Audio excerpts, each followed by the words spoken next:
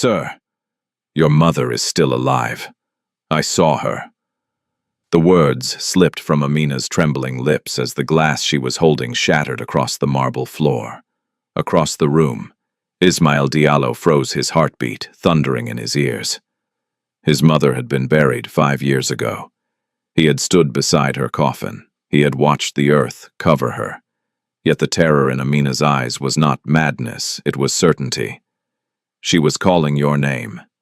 "In that place," she whispered, shaking. The room fell into a suffocating silence as one impossible question rose between them. If she was alive, then who did Ismail bury? Before we go on, tell me, where are you watching from and what time is it there? If stories like this move, you don't forget to subscribe and be part of this journey. The house was too quiet for a place that large. Every footstep echoed against polished marble floors, every movement swallowed by high ceilings and glass walls that reflected back a life of success but not warmth. The Diallo mansion stood on one of Dakar's most exclusive hills, overlooking the ocean where the waves crashed endlessly, as if time itself refused to rest. Yet inside time felt frozen.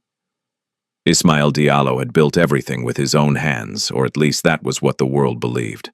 At 38, he was known across Senegal and beyond as a self-made billionaire, shipping real estate import-export. His name carried weight in boardrooms, government offices, and elite gatherings. Men respected him, women admired him, competitors feared him, but none of them knew the silence he lived with, because success had come with a cost he never spoke about. 5 years ago, his mother, Mama Aissatou Diallo, had died, or at least that was the truth he had accepted. Since then, the mansion had changed. The laughter that once filled its corridors was gone. The kitchen, once alive with the scent of her cooking, now smelled of nothing. Even the air felt colder, heavier, like something sacred had been removed and never replaced. Ismail rarely entered the east wing of the house anymore. That was where her room was. He had locked it himself. The staff had been instructed never to open it, never to clean it, never to disturb anything inside. It remained untouched, preserved like a shrine to a memory he couldn't face and couldn't let go of. And yet, despite everything, life had to continue, which was why 3 weeks ago, a new housemaid had arrived. Her name was Amina Sow. She came from a small rural village outside Saint Louis, carrying a single worn bag and a quiet determination that didn't beg for attention. She was in her mid-20s, slender with deep brown skin and soft, observant eyes that seemed to take in everything without judgment. She spoke gently, moved carefully, worked tirelessly. Unlike the others, she didn't gossip. She didn't stare at the luxury around her with greed or awe. She simply did her job with a kind of quiet dignity that was almost unsettling. At first, Ismail barely noticed her. To him, staff came and went. Efficiency mattered more than identity. As long as the house ran smoothly, he had no reason to look closer. But Amina noticed him. Not the powerful businessman the world saw, but the man who walked through his own home like a stranger. She saw how he avoided certain hallways, how he paused just briefly when passing the locked door in the east wing, how sometimes late at night he would sit alone in the dimly lit living room, staring at nothing, a glass untouched in his hand. There was something broken there, something unfinished, and Amina, without fully understanding why, felt it. Days passed quietly, until the moment everything changed. It was a late afternoon sunlight pouring through the tall windows, casting long golden lines across the floor. Amina had been assigned to clean the main living room, a space filled with expensive furniture, abstract art, and carefully curated decor. It was a room designed to impress, but one object stood out from everything else: a framed photograph on a side table. At first, Amina almost ignored it. Just another family picture, she thought. But then she looked closer, and her hands stopped moving. The woman in the photo was older, wrapped in elegant traditional Senegalese attire. Her head held high, her smile warm but strong. There was something deeply familiar about her face, something that sent a sudden chill through Amina's body. Her breath caught. "No," she whispered, stepping closer. She reached out slowly, her fingers trembling as they hovered over the glass frame. It couldn't be. Her mind raced, trying to reject what her eyes were seeing. But the memory came anyway. A dim corridor, the smell of antiseptic, a locked ward, and a woman sitting by the window, staring out with hollow, distant eyes. A woman who had grabbed Amina's wrist one day, suddenly, desperately, and whispered something that had stayed with her ever since. "Ismail." Amina staggered back slightly, her heart pounding. The same face, the same eyes, just older, weaker, broken. The glass slipped from her hand. It shattered against the marble floor with a sharp, violent crack that echoed through the entire room. Within seconds, footsteps approached. Ismail entered. His expression was already tight with irritation. But it shifted the moment he saw her. Amina stood frozen, her face pale, her body trembling as if she had seen something far worse than broken glass. "What happened?" he asked sharply. But she didn't answer. Her eyes were locked on the photograph. Then slowly, she turned to him, and in that moment something changed. The air between them grew heavy. "Sir," her voice shook, barely holding together. Ismail frowned. "Yes," she swallowed hard. "That woman," she said, pointing at the photograph. "My mother," Ismail replied immediately, his tone cold-controlled. Why Amina's lips trembled. Her mind screamed at her to stay silent, to walk away, to forget. But the memory of that woman's voice, that desperate grip, refused to let her. "She's not dead." The words fell into the room like a stone into still water. Ismail didn't react immediately. For a second, it was as if his mind refused to process what he had just heard. Then, "What did you say?" His voice dropped dangerously quiet. Amina took a step back, fear flashing across her face. I saw her," she whispered. "In a hospital, a mental hospital." The silence that followed was suffocating. Ismail stared at her. Not with confusion, not with curiosity, but with something far colder. Rage. "That's enough," he said sharply. "You don't know what you're saying." "I'm telling the truth," Amina insisted, her voice shaking but firm. "I worked there before I came here. Just for a short time. Cleaning. Helping the nurses." "Stop!" His tone cut through the air like a blade. She looked exactly like her. Amina continued, tears forming in her eyes. "And she called your name." That was the moment something cracked. Ismail stepped closer, his presence suddenly overwhelming. "My mother is dead," he said, each word heavy with controlled anger. "I buried her. I saw her body. I stood there while they closed the coffin." Amina shook her head, trembling. "Then who did you bury?" she whispered. The question hung in the air, sharp, impossible, dangerous. For a brief second, something flickered in Ismail's eyes. Not belief, but something else. Doubt. It disappeared just as quickly. "You're mistaken," he said, stepping back. "Or worse, you're lying." "I'm not lying," Amina cried, her voice breaking. There was a scar on her left arm just here. She gestured, her hand shaking like a burn mark. "I remember because I saw it when the nurse was changing her clothes." Silence.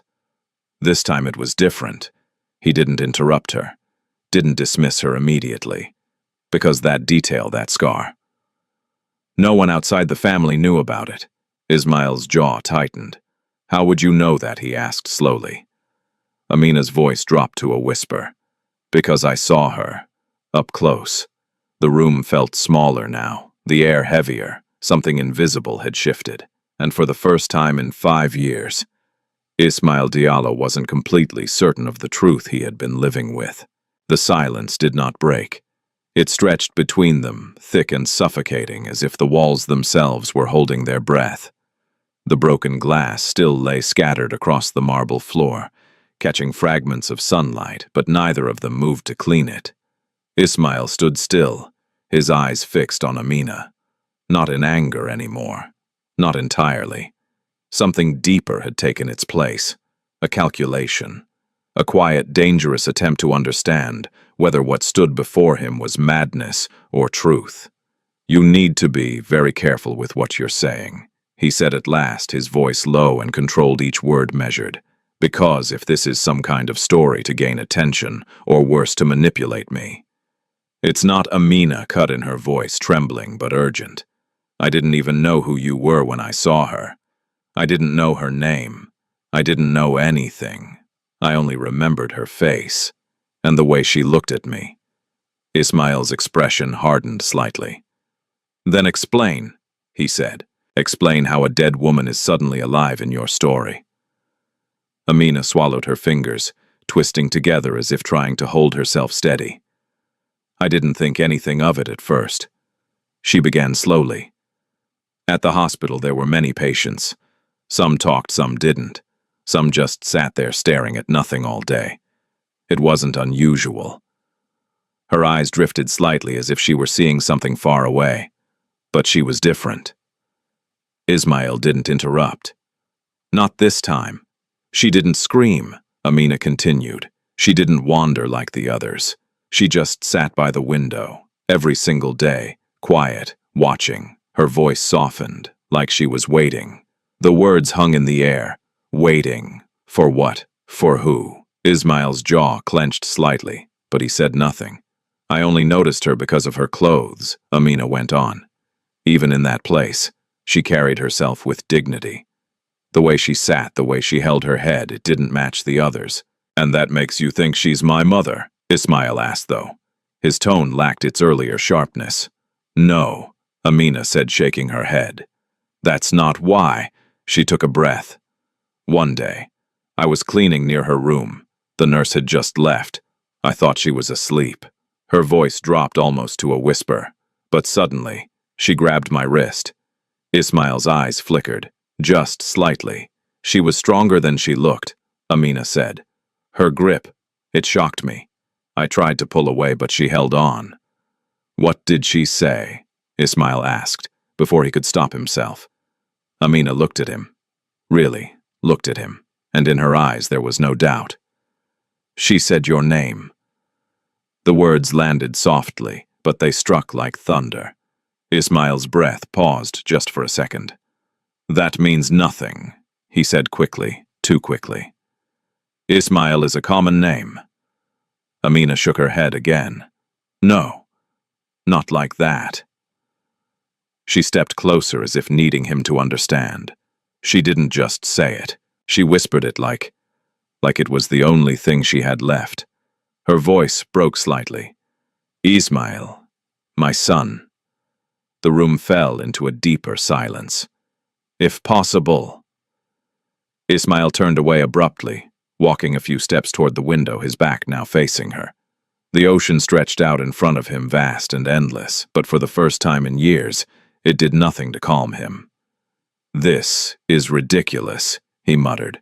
"You're building meaning out of coincidence." Amina didn't respond immediately. Instead, she wiped her eyes and steadied herself. "I thought so too," she admitted. "At first, Ismail didn't turn back, but then I saw her arm." That made him pause, not visibly, but something inside him shifted. "She was wearing a loose hospital gown," Amina continued.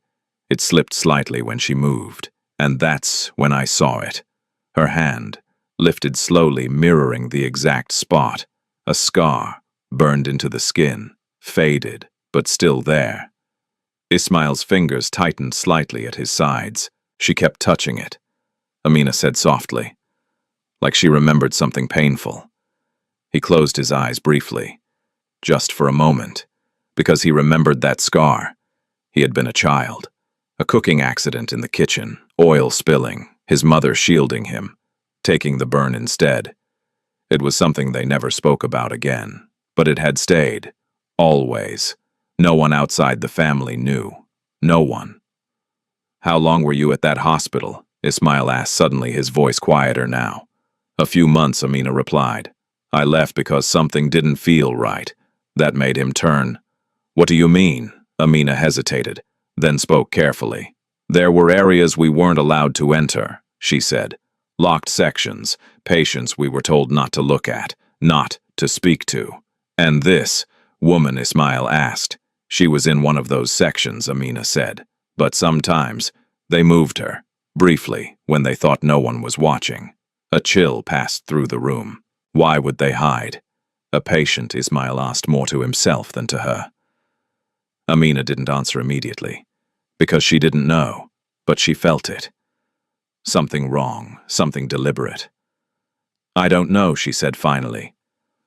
But I know what I saw. She took another step closer. I wouldn't have said anything, she added quietly. Even after I came here, I didn't think it mattered. Her voice trembled again. But when I saw that photo, I couldn't stay silent. Ismail stared at her, longer this time, searching for something, a crack, a lie, a reason to dismiss everything she had just said. But there was none. Only fear and truth, or something that looked dangerously like it. You're asking me to believe that my mother, who was declared dead buried, mourned is somehow alive in a mental institution, he said slowly. I'm asking you to consider it, Amina replied. He let out a dry, humorless breath. Do you understand what that means? Yes, she said softly. It means everything I know is wrong. I know. It means someone lied. Her silence confirmed it. It means... He stopped, his voice tightening. Someone replaced her. The words felt unreal, even as he said them. But once spoken, they couldn't be taken back. Amina didn't move, didn't speak, because now it was no longer her story. It was his. And something inside Ismail Diallo was beginning to shift. Slowly, reluctantly, but undeniably. Doubt had entered, and doubt, once planted, does not leave easily. He walked back toward the table, his eyes falling on the photograph. Mama Isa too, smiling, alive, or at least, she had been. He picked up the frame, carefully ignoring the broken glass beneath his feet. For 5 years this image had been his closure, his certainty, his truth. Now, it felt like a question. He turned back to Amina. If you're wrong, he said quietly, there will be consequences. I understand, she replied. And if you're right. He didn't finish the sentence, because neither of them knew what came after that. The air between them shifted again, not with fear this time, but with something heavier, something inevitable. What was the name of that hospital? Ismail asked. Amina hesitated for a brief moment, then answered, St. Mary's Psychiatric Center, on the outskirts, past Rufisk. Ismail nodded slowly. The decision was already forming, not fully, not consciously, but it was there. And once it took shape, there would be no turning back. That night, Ismail did not sleep. He lay in the darkness of his enormous bedroom, staring at the ceiling while the city lights from Dakar flickered faintly through the curtains. The room was cool, quiet, and perfectly arranged, but his mind was neither cool nor quiet. Amina's words had settled into him, like a splinter under the skin, small, hidden, and impossible to ignore. She's not dead. He turned onto his side, then onto his back again. It made no difference. Every time he closed his eyes, he saw the photograph in the living room. Then he saw a hospital corridor he had never visited. Then, against reason, against memory, against the order of everything he believed, he saw his mother sitting in some locked room, waiting. At 2:30 in the morning, he finally rose from bed. Barefoot, in a white shirt and dark trousers, he left his room and walked through the sleeping house. The servants' quarters were silent. The kitchen was dark. The only sound was the distant hum of the sea and the soft ticking of the grandfather clock near the main staircase. He stopped at the east wing. For 5 years that corridor had felt forbidden, as if grief itself had sealed it. He stood there for a long moment, staring at the locked door of his mother's room. His hand hovered above the brass handle, then dropped. He turned away, walked to the study, opened a drawer, and took out the old key ring he had not touched in years. When he returned, his fingers felt strangely stiff. The lock resisted at first, as if even metal could remember sorrow. Then it gave way with a soft, tired click. The smell reached him before the sight did. Not decay, not neglect. Something softer. Faint perfume, old wood, pressed fabric, and time. The room had remained exactly as he had left it. The curtains were drawn halfway. Her reading glasses still rested on the bedside table, beside a small devotional book.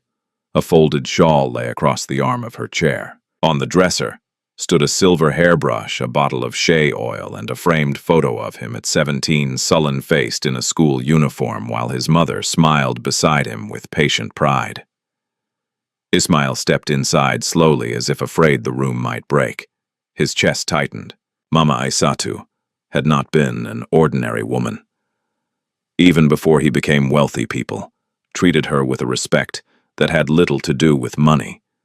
She had carried poverty without surrendering to it, widowhood without bitterness, and motherhood without making it look heroic. When his father died, she had sold jewelry, cooked for neighbors, negotiated with debt collectors, and kept her head high through every humiliation the world offered a woman alone. She had raised him with firmness and tenderness in equal measure. But in his final years with her, things had changed. Not suddenly. That was what troubled him now. Slowly. So slowly that he had never stopped to name it. He moved toward her dressing table and opened the top drawer. Inside were neatly folded scarves, small handwritten notes, and a leather-bound notebook he recognized but had never read. He sat on the edge of the bed and opened it. The early pages were ordinary. Grocery lists, prayer reminders, names of women from her community association, fragments of recipes, a short note about paying school fees for a cousin's daughter. Then the tone shifted. The writing became less steady. Not wild or confused, just heavier. I do not trust Bako with the papers. Ismail's breath caught. He turned the page. He speaks sweetly in front of my son, but his eyes are restless. Another page. He says I worry too much. But why is he always asking what I have signed? Ismail lowered the notebook into his lap. Bako, his mother's younger brother-in-law, though, in African families, names like uncle, brother, and elder did not always follow strict bloodlines. Chief Bako Diallo had been present in their lives for more than 20 years. He was not poor, but he was not in Ismail's class either. He had once managed a transport company that failed, then attached himself to family businesses, always useful, always available, always loyal, or so it had seemed. After Mama Aisatu's death, Bako had stepped in during the mourning days, handling logistics, lawyers, burial arrangements, condolence, visitors' paperwork. Ismail had been drowning in shock, and Bako had become the man who helped. He remembered, feeling grateful. Now that memory tasted bitter, he kept reading. The final entries were sparse and unsettling. I feel watched in my own home. The doctor says it is stress, but I know the difference between sadness and being made to doubt my own mind. If anything happens to me, may God protect Ismail from those who smile with dry hearts. He stopped. A coldness spread slowly through his body. Those words did not prove anything. Not legally, not rationally. They were suspicions, fears, fragments. But they did something worse than proof. They connected. Amina's story, the hidden scar, the locked coffin. He closed the notebook and pressed both hands over his face. And then, against his will, memory returned, not gently, not in order, but like broken pieces suddenly turning sharp. His mother's funeral had happened quickly. Too quickly. That had been explained as necessity. The doctor had said her condition had worsened dramatically. There had been distress, confusion, and concern about preserving dignity. By the time Ismail returned from a business trip in Abidjan, she was already gone. He had arrived home to weeping women, hushed prayers, and Chief Bako at the center of everything. He remembered asking to see her. Bako had put a hand on his shoulder and said softly, "My son, do not keep that image in your heart. Let your final memory be of her smile." The family imam had agreed that sometimes the dead should be allowed their peace. He remembered the coffin, closed. He remembered the burial, fast. He remembered his own numbness, so complete that he could barely think, barely stand, barely breathe. At the time, grief had made obedience feel easier than questioning. Now, for the first time, that obedience looked like blindness. The next morning, Ismail came down later than usual, his face drawn, his eyes shadowed by a night without rest. Amina was setting tea in the breakfast room when he entered. She glanced up, then quickly lowered her eyes, unsure of what he carried into the room. He sat without speaking. She poured his tea quietly. For a few moments only the faint clink of porcelain could be heard. Then Ismail said, "When did you leave St. Mary's?" Amina looked up at once. "About 6 months ago, sir."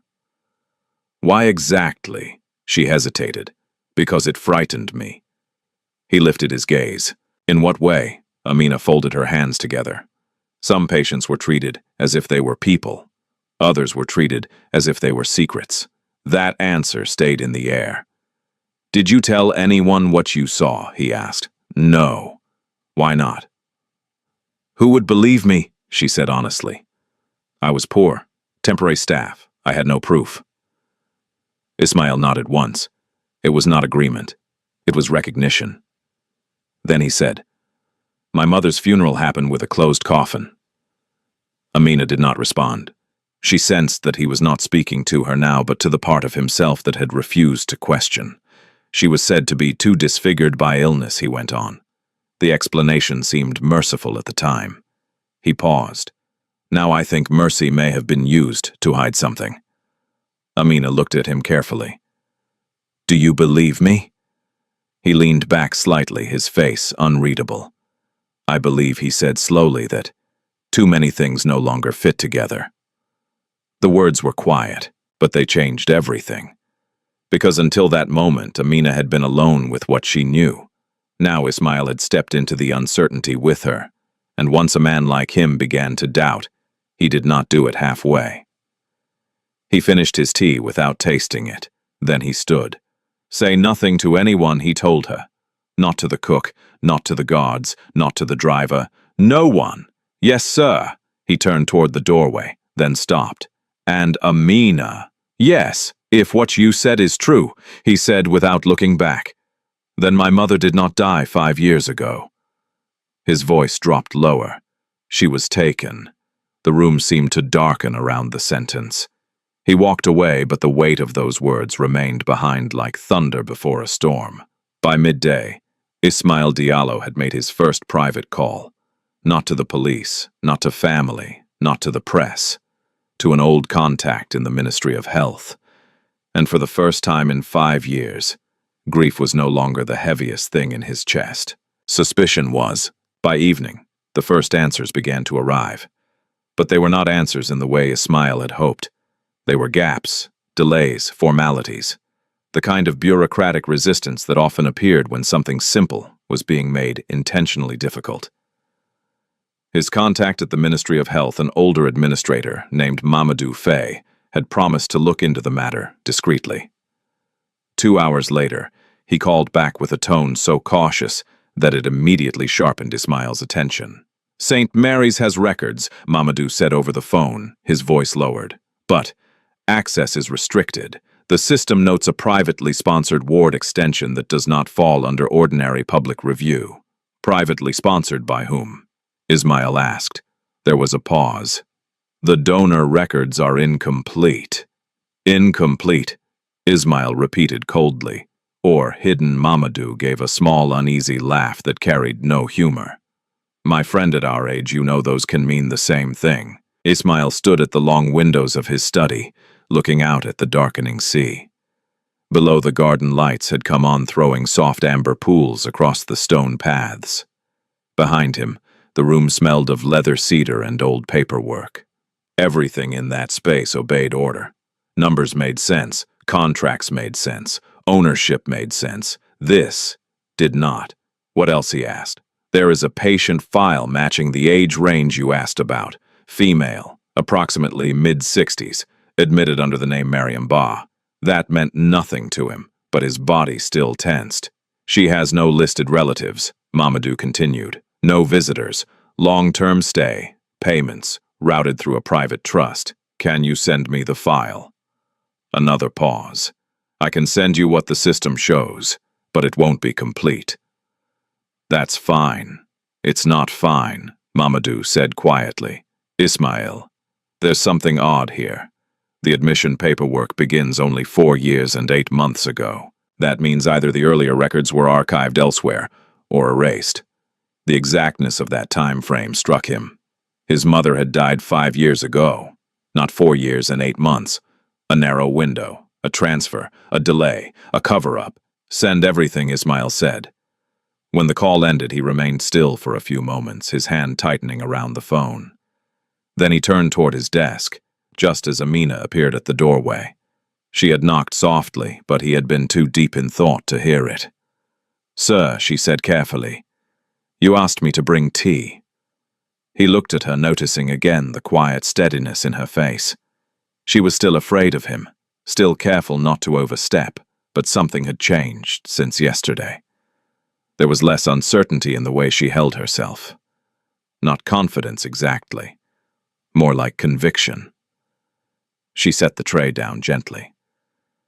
"Thank you," he said. The words surprised both of them. Amina glanced up briefly, then lowered her gaze again. "Did you find anything?" He did not answer at once. Instead, he pulled out the chair opposite his desk and gestured for her to sit. She hesitated. "Sit," he repeated, not harshly.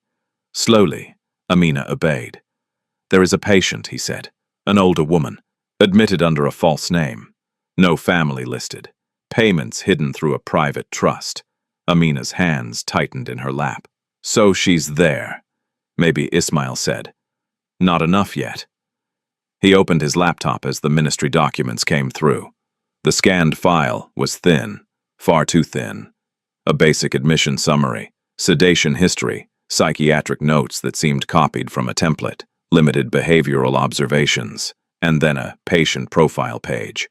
Name, Mariam Ba, age 64, next of kin, none. Condition, chronic confusion, paranoid fixation, disorientation. Special instruction, restricted contact, minimal stimulus, supervised handling only. Ismail's mouth hardened. "This is garbage," he muttered. He enlarged the final page. There, attached in a grainy black and white intake photo, was an older woman seated against a blank wall. The image quality was poor. Her face was thinner than in the photograph at home. Her headscarf was different. Her posture was collapsed in a way that felt profoundly wrong, but the eyes even blurred, even hollow. The eyes made Amina inhale sharply. "That's her," she whispered. Ismail said nothing. His heartbeat had changed. Not faster, harder. Each beat seemed to land deeper inside his body, as though something ancient and brutal had awakened in him.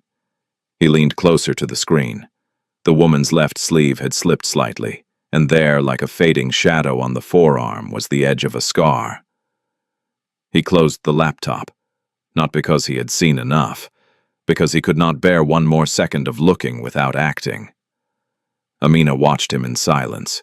She could feel the anger moving through him now, but it was not loud anger. It was the kind that went inward, first becoming control. "Sir," she began. He lifted a hand, slightly stopping her. Then he asked, "When you were at St. Mary's, who controlled that hidden ward?" Amina thought carefully. "There was a matron named Sister Clarice.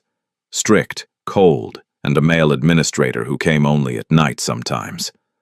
I never knew his real position. Everyone acted nervous around him. Could you identify him?" "If I saw him again, maybe." Ismail nodded slowly. That mattered. He reopened the file and scanned the payment routing details. Most of it had been blacked out electronically.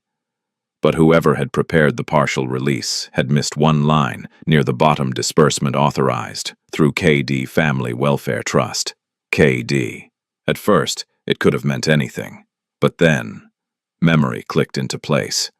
Years ago, before his company expanded internationally, some older family holdings had been managed under abbreviations tied to his late grandfather's name, Karim Diallo.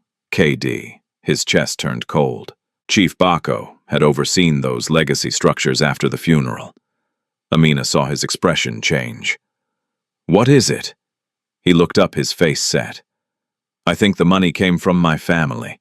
The words seemed to hollow out the room. Amina's lips parted, but no sound came. Because if that was true, then this was not some random institutional cruelty. It was intimate, organized, paid for, sustained.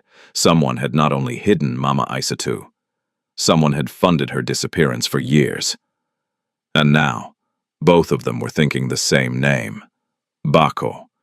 But Ismail was not yet ready to say it aloud, not because he doubted it, but because naming a betrayal too early could make it feel less survivable. Instead, he stood and began pacing. His mind moved with ruthless speed, now sorting details he had previously ignored. The funeral arrangements Bako had rushed, the insistence on a closed coffin, the legal transitions executed within weeks. The way Bako had always presented himself as protective, helpful, almost fatherly in the months after the burial. Even the sympathy visits, even the soft voice, even the hand on his shoulder, a performance, or worse, a cover. And beneath all of that, something even uglier began rising in Ismail's mind. What if his mother had tried to warn him? What if her increasing anxiety, her suspicions, her insistence that documents were being handled without transparency had not been stress at all? What if they had called her unstable because they needed to? He stopped pacing. "Amina," he said. "Yes, sir. Tell me exactly what she was like." Amina frowned slightly. "At the hospital, yes. Everything you remember." Amina drew a breath. She was quiet most days.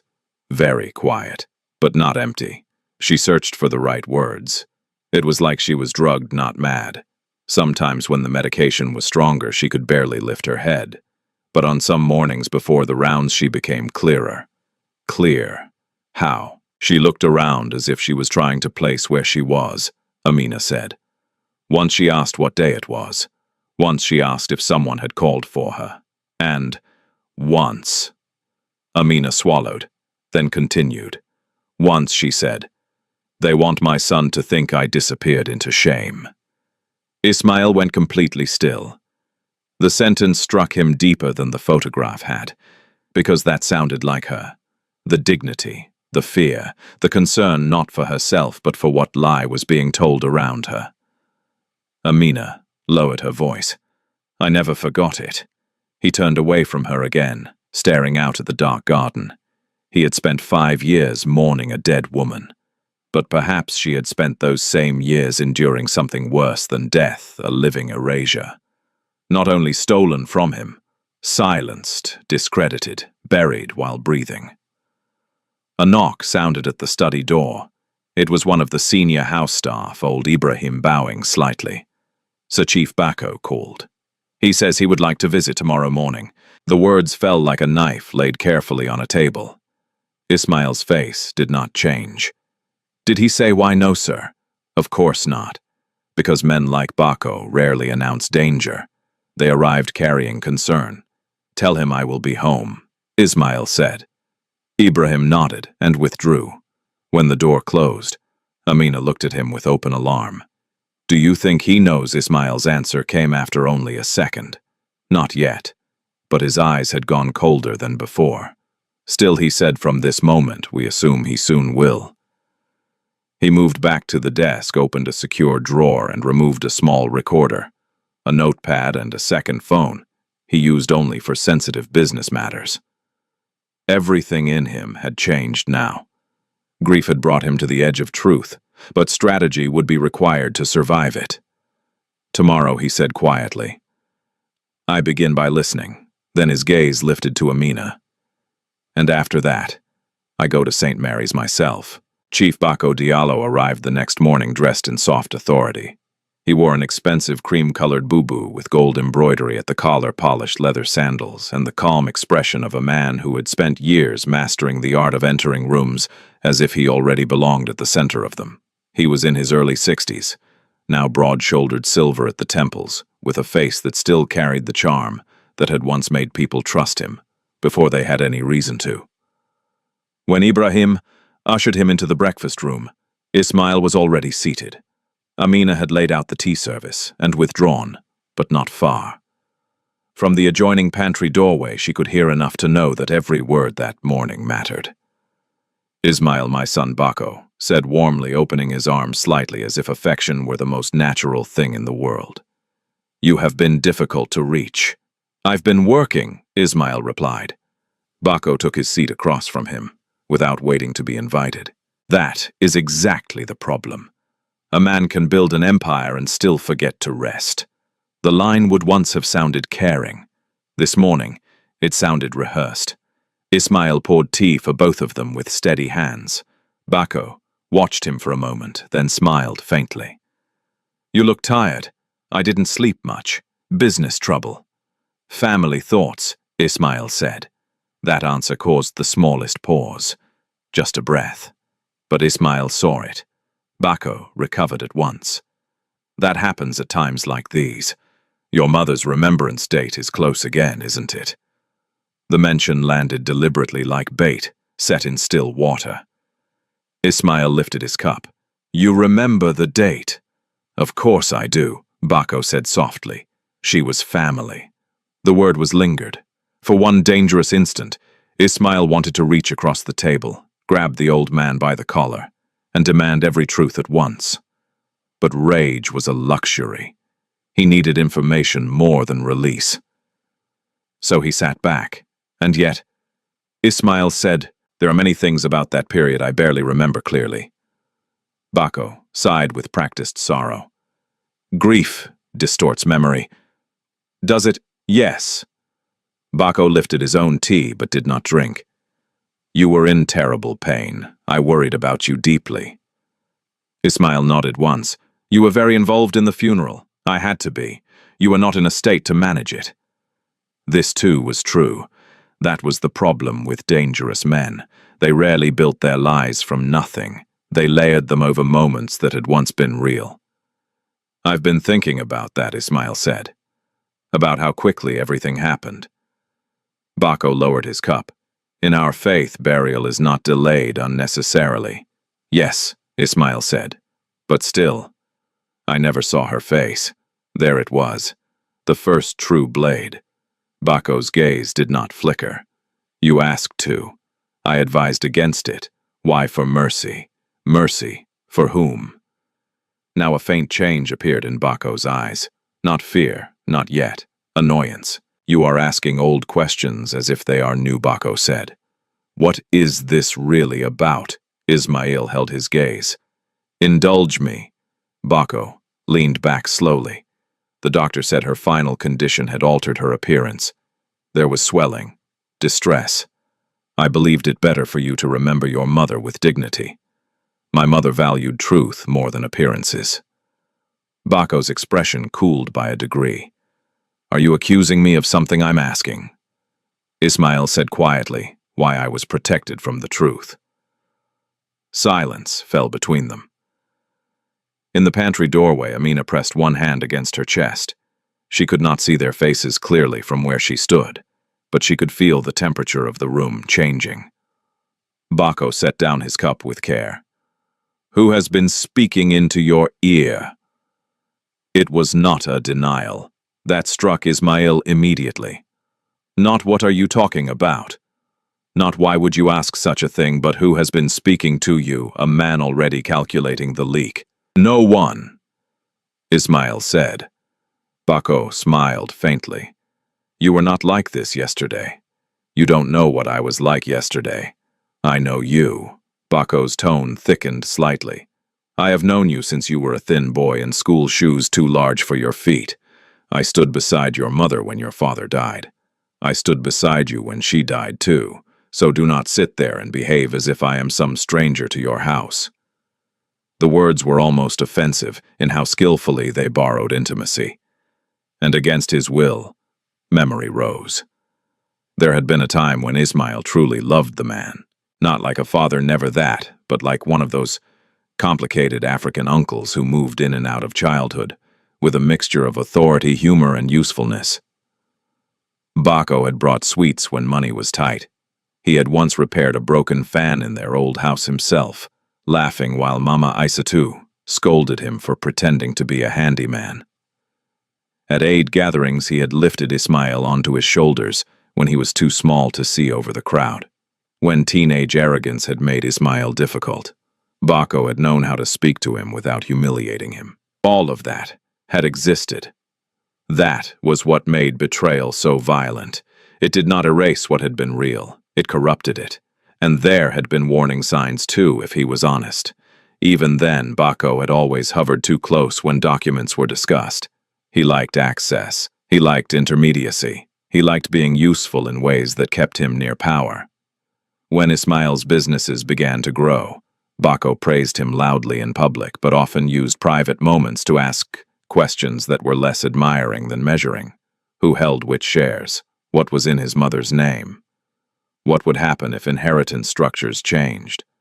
At the time, those had seemed like the ordinary concerns of an older relative who believed himself practical. Now sitting across from him in the bright Dakar morning, Ismail saw those conversations differently. He saw hunger where he had once seen concern. "I remember many things," Ismail said. Bako studied him, then more softly. "You have always been emotional where your mother is concerned." That almost made Ismail laugh. Emotional, as though love for the woman who built him was some weakness to be managed. "Yes," Ismail said. "I am." Bako nodded as though he had made a reasonable point. Then, "Do not let old grief make you suspicious of loyal people." There, again. Not confusion, not innocence, a steering attempt, a redirection. Amina from the pantry heard it too. And in that moment she understood something she had not fully understood before. Bako was not dangerous because he shouted. He was dangerous because he never needed to. He moved conversations as a man moves furniture quietly, until others no longer noticed what had changed. In the breakfast room, Ismail changed direction suddenly. "How are the legacy trusts performing?" he asked. This time Bako did blink. "Why, I was reviewing older family structures last night." Bako's mouth relaxed into a smile, but his shoulders grew tighter. "You have accountants for that. Answer me. They are stable. Who currently authorizes secondary disbursements? A beat passed. Ismail Bako said with light amusement. "What is this? An audit over breakfast? Who authorizes them?" Bako's face settled. "Some require co-signing through the family office. Under your supervision." "Yes." A pause. "As you requested after the funeral." That was technically true. In his grief, Ismail had signed broad temporary authority, so routine matters would continue without his direct involvement. He had revoked parts of it later, but not all. The older trusts, small dusty inherited structures, had remained under looser family administration, because they seemed unimportant. Or because he had never looked closely. "Temporary authority," Ismail said. "At the time, yes." And now Bako spread his hands slightly. "Now I continue where needed for efficiency." The recorder hidden beneath the sideboard flower arrangement captured every word. Ismail did not look toward it. He only asked, would those trusts permit long-term private institutional payments? Bako's stillness became absolute. Amina, though. She could not see his face, felt the answer before he spoke.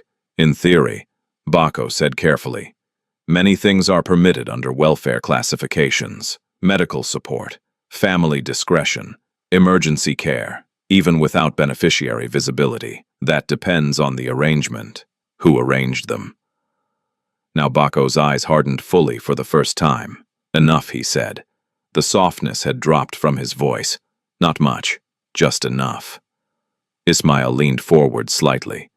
"You seem uncomfortable, and you seem manipulated." "By whom, you tell me?" The two men held each other's gaze. Outside somewhere in the gardens, a bird called once, then fell silent. At last, Bako stood. "This conversation is beneath both of us," he said, adjusting the folds of his robe. "If someone in this house is feeding you poison, remove them quickly." From the pantry, Amina went cold. Bako had not seen her. but somehow the words still felt aimed at her throat. He turned to leave, then paused at the doorway and looked back. When grief is old, Ismail, it can make a man desperate for miracles. His expression was gentle again. Too gentle. Be careful what ghosts you chase. Then he left. The room remained quiet long after the sound of his steps faded. Amina emerged slowly, her face pale. He knows. Ismail did not answer immediately. He was staring at the doorway with such intensity that it seemed he could still see the shape Bako had left behind. Finally, he said, "He suspects. That's worse." "No," Ismail said, standing. "It means he's rattled." He walked to the sideboard, lifted the vase, and removed the recorder. Amina stared. "You recorded him?" "Yes." "Did he confess?" "No." He slipped the device into his pocket. But innocent men ask what you mean. Guilty men ask who told you. Amina felt a shiver pass through her. What do we do now?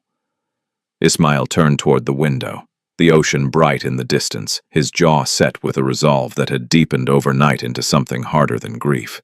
Now he said, "I stop guessing." He looked at her. "Today we go to St. Mary's." They did not leave in one of Ismail's usual cars. That was his first decision. His black armored SUV was too recognizable, too tied to the world that moved around him like a warning bell before he ever arrived.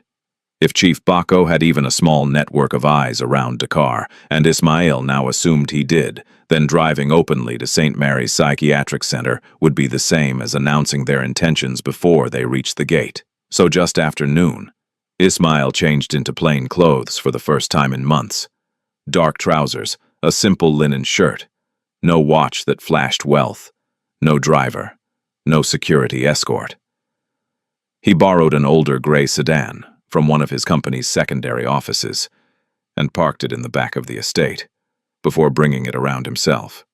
Amina stood waiting near the service entrance, wearing a faded blue wrapper and headscarf instead of her work uniform. She carried a cloth bag over one shoulder and looked like any other young woman from the outskirts traveling to visit a sick relative. But beneath the disguise, tension ran through her like a wire. She had not been back to St. Mary's since the day she left, and even now sitting in the passenger seat as Ismail drove them out of Dakar, she could feel memories she did not want rising one by one. For the first half hour, neither of them spoke much. Traffic thinned as the city loosened its grip around them. Concrete gave way to dusty roadside stalls, low walls, half-finished buildings, patches of scrub and stretches of open road where the heat shimmered above the ground. The farther they drove, the more the air changed, less salt, more dust, the kind of dry silence that made every distant sound feel suspicious. At last, Ismail said, "Tell me everything I should expect before we get there." Amina kept her eyes on the road ahead. "The hospital sits behind a high outer wall," she said quietly. "The public side looks normal enough. Visitor's office, general ward, administrative building. People come and go there. And the hidden ward." She swallowed. "It's farther back, behind the laundry block and the old chapel. There's another fence inside and a locked corridor. Most people pretend that part does not exist. How many staff know about it? Enough to keep it running," she said. "But not everyone asks questions. Some people just do their shift and go home." Ismail nodded once, and Sister Clarice Amina's mouth tightened. She controls access on the inside. She acts like a nun, speaks softly, but nothing moves without her knowing. He glanced at her briefly. "You're afraid of her." Amina gave a brittle little breath that was not quite a laugh. Not the way a child fears a loud person. The other way. He understood that. The fear of someone whose cruelty never needed to raise its voice. They drove another 15 minutes before the hospital came into view. St. Mary's Psychiatric Center sat on slightly elevated ground, surrounded by cracked walls bleached pale by years of sun. From a distance it looked almost peaceful. A mission-style compound with old trees, weathered white buildings, and a rusted cross still hanging crooked above the chapel roof. But the closer they came, the more neglect showed itself. Broken shutters, patches of mold creeping up one side of the main ward, security cameras placed too carefully for a place supposedly underfunded. Amina's hands tightened in her lap. "That gate guard was there when I worked here," she murmured. "The one reading the newspaper. Does he know you? He might remember my face." "Then let me speak."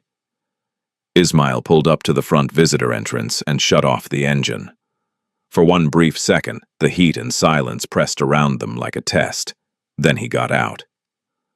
Amina followed half a step behind. The guard looked up lazily, at first, then more sharply, as Ismail approached. "Yes," he asked. "We came to visit a relative," Ismail said in calm, Wolof-accented French, keeping his tone ordinary. "Her name is Mariam Ba." The guard frowned and turned a dog-eared register toward himself. "What relation, aunt?" The man ran one thick finger down a line of names, then another. "There is no visiting approval for that patient. Can approval be granted today?" Number Ismail reached into his pocket and took out a folded note.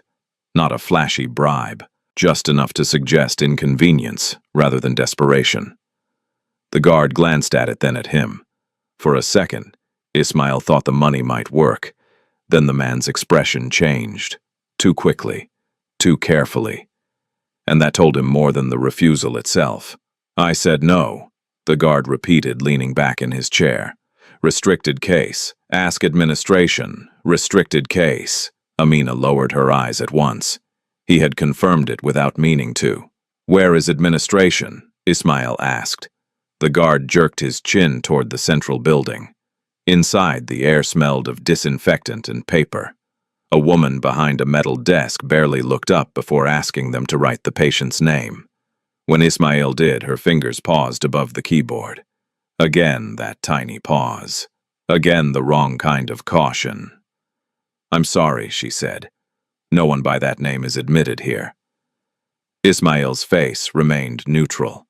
"The guard just told me she was a restricted case." The woman's expression tightened almost invisibly. "The guard is not authorized to discuss patient matters." "But you are. I'm telling you we have no information to release." He leaned one hand on the desk. Not threateningly. Just enough to make her meet his eyes. "Then call whoever is authorized." She hesitated, then picked up the internal phone. Amina stood a little behind him, silent, but she was watching everything now. The receptionist's shoulder tension, the way she lowered her voice once the call connected, the fact that she did not repeat the patient's name aloud, the glance she gave Amina, brief but searching as if trying to place her. A few minutes later, a woman in a gray habit entered from the inner corridor. Sister Clarice. Time had not softened her. She was in her late 50s, perhaps, tall, spare, with a face that might once have been kind, but had long ago trained itself into something controlled and unreadable. Her hands were clean, narrow, and almost elegant. Her voice, when she spoke, was low and smooth enough to make ordinary people lower theirs in return. "How may I help you?" she asked. Ismail turned to face her. "My Aunt Mariam Ba." Her eyes moved over him once quickly, then to Amina, and in that instant Ismail felt Amina go rigid beside him. Recognition. Not complete, perhaps, but enough. "I'm afraid there has been a misunderstanding," Sister Clarice said. "We do not discuss patients in a public lobby. Then let us speak privately." She smiled politely. "Family verification is required." "Do it." I said family verification. The emphasis was deliberate. Amina could feel sweat gathering under her headscarf. Sister Clarice knew she did not belong there as a relative. Perhaps she remembered her, perhaps not by name. But something in her gaze had sharpened. Ismail said, "What documents do you need? National Identification Proof of Relation Legal Visitation Authority." Sister Clarice folded her hands. "For restricted patients, the process can take time." "How much time?" "That depends. On what?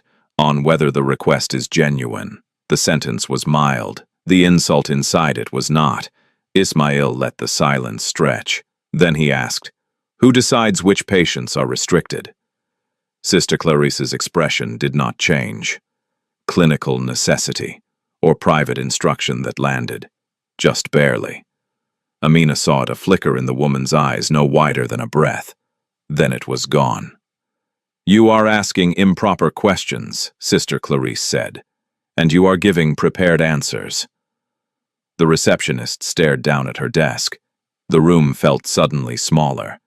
Then from somewhere deeper in the compound, a muffled sound traveled down the corridor. Not loud, but human. Amina turned instinctively toward it, and that single movement betrayed her. Sister Clarice followed her glance. Recognition settled fully this time. "You," she said softly. Amina's throat tightened. "I'm sorry," Ismail said, stepping half a fraction closer. Sister Clarice ignored him. Her gaze stayed on Amina. "You used to work in laundry rotation," she said. "Temporary staff."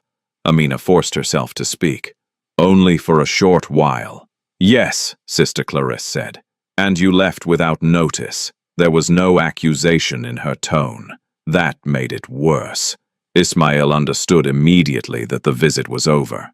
Not because they had failed to get in, because they had now been seen, and anyone protecting the hidden ward would already be deciding what to do with that knowledge. Still, he pushed once more. "I want formal confirmation," he said, looking back at Sister Clarice, "whether a patient named Mariam Ba is housed in this facility." She turned to him at last, and the softness in her face became something colder. "You are not supposed to ask about her." The words came out before she could stop them. A single mistake, but a fatal one. For half a second, everyone in the room knew it. The receptionist froze. Amina stopped breathing. Sister Clarice corrected herself instantly. "I mean, you are not authorized to ask about any patient without proper procedure." But it was too late. Ismail had heard the truth, hidden inside the slip. Not "there is no such patient." Not "you are mistaken." But "you are not supposed to ask about her." He straightened slowly. "Thank you," he said. Sister Clarice's eyes narrowed. "For what?" "For clarifying more than you intended." Without waiting for dismissal, he turned and guided Amina toward the exit. They did not speak until they were back inside the car, with the doors locked. Only then did Amina release the breath she had been holding. "She remembered me," she whispered. "Yes. She'll report this. Yes." Amina turned to him, panic breaking through at last. "Then we have to leave, right now, before they—" "We are leaving," Ismail said. His voice was calm, but the calm had turned to steel. But not defeated. He started the engine. "What did you hear?" she asked. He pulled away from the gate without haste. "I heard confirmation," he said. "From one sentence, from the wrong sentence." Amina looked back once at the compound receding behind them. The chapel, the walls, the shuttered windows. A place built to contain the minds of the broken, and perhaps also to hide the minds of the stolen. "She said I was not supposed to ask about her," Ismail continued. "That means there is a her." His hands tightened on the wheel. "And it means they know exactly who she is." They reached a car before sunset, but neither of them carried the relief of people returning home. The city moved as it always did.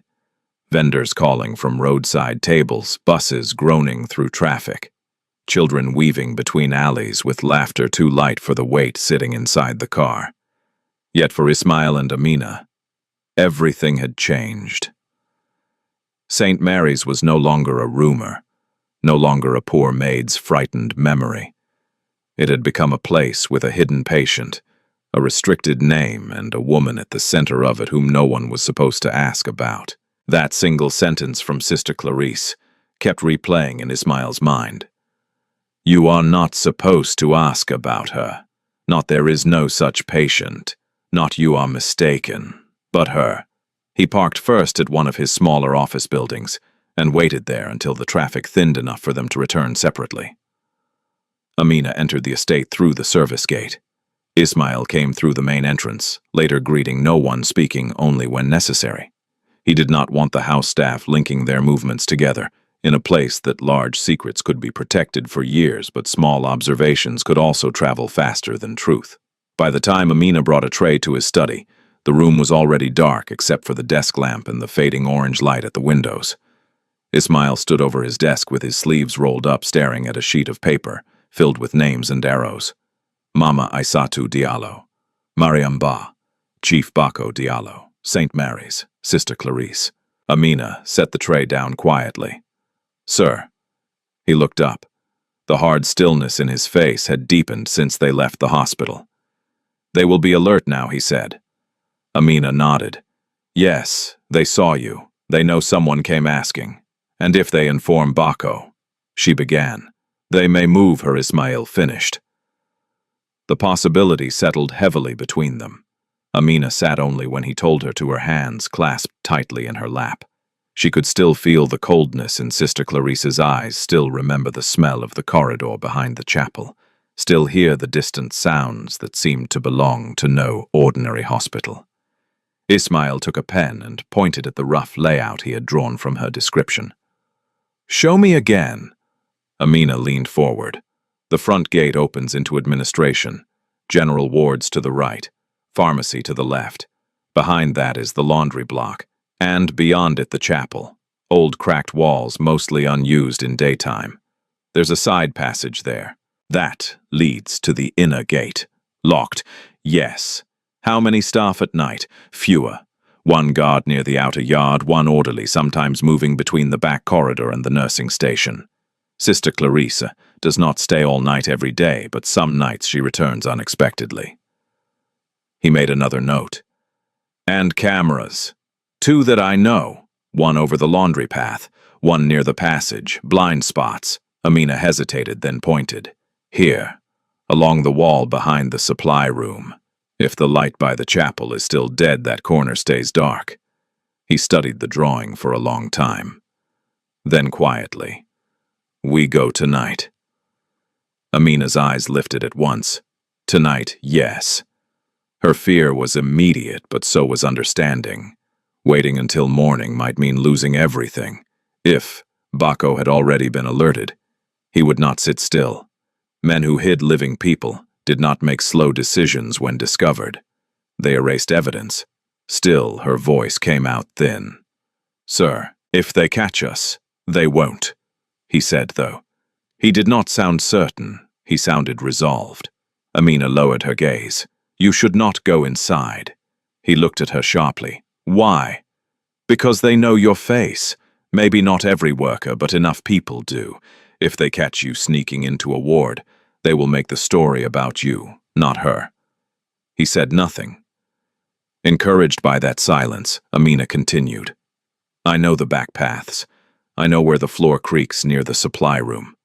I know which window does not close properly. I can move in there better than you. Alone, she swallowed. I can get in alone. That is not the same as getting out. Amina's fingers tightened. If both of us go in, both of us could be trapped. The truth of it irritated him, because it was true. Ismail turned away and walked toward the window. The sky beyond the glass had darkened to a deep violet.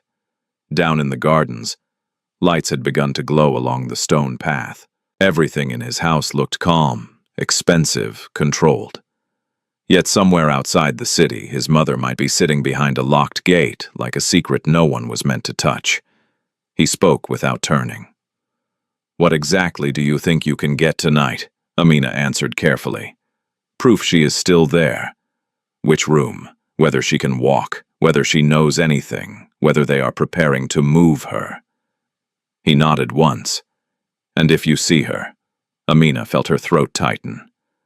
Then I will tell her that her son is coming. That made him turn back.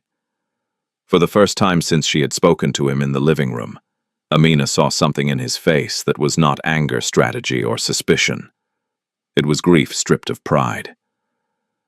He drew a slow breath. You do not attempt to bring her out alone.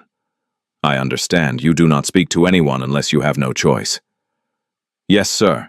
You do not take risks for curiosity. That part she did not answer immediately, because all useful truth now seemed to live inside risk. By 10:30, the house had settled into its night rhythm. Amina changed beneath her wrapper, into dark clothes borrowed from an older maid's son. She tied a black scarf low around her hair and neck. Ismail changed too, leaving behind everything that made him look like the man newspapers recognized. No watch, no polished shoes, no cologne. Just dark trousers, a plain shirt, and a face carrying too much purpose to belong to an ordinary errand. He drove the same old gray sedan, but this time he parked far from the main hospital road, beneath a stand of neglected trees where moonlight broke unevenly through the branches. From there, St. Mary's rose pale and silent in the distance, its walls washed ghost-like under the night sky. Neither spoke much after getting out. The air was warm but dry. Somewhere far off a dog barked, then another answered. The sounds seemed too sharp in the stillness. They moved along the wall, until Amina found the service side path she remembered. Broken crates were still stacked beneath the narrow supply room window. Tall weeds pressed against the lower wall. Rust marked the edges of the frame. She placed her hand against the window. Loose, exactly as before. Ismail handed her a slim phone and a small flashlight. 1 vibration means call me. 2 means I'm already coming in. She nodded. And if I do not hear from you in 20 minutes, I come anyway. Amina looked at him. In the moonlight, his face seemed older, not weaker, just worn by the shape of what he was trying not to imagine. I may need longer, she whispered. Then take longer, he said, but not foolishly. She almost smiled, but fear was too close. Instead, she climbed onto the crate, pushed carefully at the warped frame, and slipped through into the dark. Inside the supply room, smelled of dust bleach and damp cardboard. Shelves lined the walls, crowded with cracked basins, folded linen bottles with torn labels, old ropes, and cleaning brushes stiff with age. Amina waited motionless until her eyes adjusted. No voices, no footsteps, only the distant electric hum of a building that never fully slept. She clicked on the flashlight, once covering most of the beam with her palm, and moved toward the door. Beyond it lay the corridor she remembered. The laundry alcove first, then the long wall leading toward the chapel side room. Her sandals made almost no sound, but her heartbeat seemed loud enough to betray her. Every shadow felt inhabited. Every corner looked like a place where Sister Clarice might suddenly appear. She passed the chapel door and turned into the narrow rear passage. There it was, the inner gate, locked, cold metal bars crossing the corridor like a final decision. Amina stepped closer, listening. At first she heard nothing. Then slowly, something emerged beneath the hum of the lights and the far-off rattle of a trolley. A voice, so weak it barely seemed human at first. A sound worn down by years of sedation, confinement, and unanswered pain. It drifted through the darkness beyond the gate, paused, then came again. Amina froze. Her eyes filled instantly. Because this was no random muttering, no broken nonsense. The voice was calling a name. Ismail. The second time it came, it was shakier, almost swallowed by breath. Ismail, my son. Amina pressed one trembling hand against her mouth to stop herself from crying out. The tears ran anyway. On the other side of that locked gate, somewhere in the darkness, the woman from the photograph was alive and still calling for the son who had buried an empty lie. Ket thuk fan 8. Tiep tuk yukau, viet ju 1000 to 1200, to theo quai jin fan. Nina Mina did not move at first. Her entire body had gone still, as if even breathing too loudly might erase the fragile thread of sound reaching her from beyond the gate. The corridor around her felt colder, now tighter. The air thick with something that was no longer just fear. It was truth, not proven, not documented, but undeniable. She leaned closer to the metal bars, her fingers hovering just above them, afraid to touch in case the faint clink of contact might echo down the hall. The voice, came again, fainter this time, dragged through weakness. Ismail. Tears blurred Amina's vision. It's her, she whispered to herself, barely forming the words. It has to be her. But whispers did not open gates. She forced herself to think. This was not the moment to break down. Not yet. If she lost control now, everything would collapse before it even began. She stepped back slowly and scanned the lock. Old, heavy, mechanical, not electronic. That meant keys or force, and force would bring people running. Her eyes moved quickly across the corridor. To the left, a narrow service panel. To the right, a small table with a plastic container and a rusted clipboard. Above, a flickering bulb casting uneven light. No tools.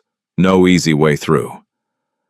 She pressed her palm lightly against the bars this time. Cold. Real. The voice on the other side stopped. For a moment, the silence returned and it felt worse than the sound. "Hello," Amina whispered, her voice trembling, despite her effort to keep it steady. "Can you hear me?" Nothing. Then after a long pause, a faint movement, fabric shifting, and a breath. "Who is there?" The voice was barely audible, but it was no longer drifting. It was responding. Amina's heart surged. "My name is Amina," she said softly. "I worked here before. I came back." There was a fragile stillness on the other side, like someone trying to remember how to hold a thought. "Amina," the woman repeated weakly. "Yes," Amina said quickly. "Yes, I'm here. Please, are you all right?" A soft, broken sound came in response. Not quite a laugh, not quite a sob. "No one is all right here." The words sent a chill through Amina's spine. She swallowed hard. "Do you know your name?" A long silence followed. Too long. Then they told me. "I am Mariam." Amina closed her eyes briefly. Of course, the false name. "They lied," she whispered. A weak rustling sound followed. "They lie about many things." Amina leaned closer, her voice shaking now despite all her effort. "Do you remember someone named Ismail?" The reaction was immediate, not strong, but sharp, like a dying ember suddenly catching a breath of air. "Ismail," the woman whispered again, and this time the name carried something deeper, recognition, pain, longing. "My son." Amina's knees almost gave way. It was her. There was no more doubt, no more distance between suspicion and reality. Mama Aissatou Diallo was alive, trapped, drugged, hidden, and still calling for her child. "Amina."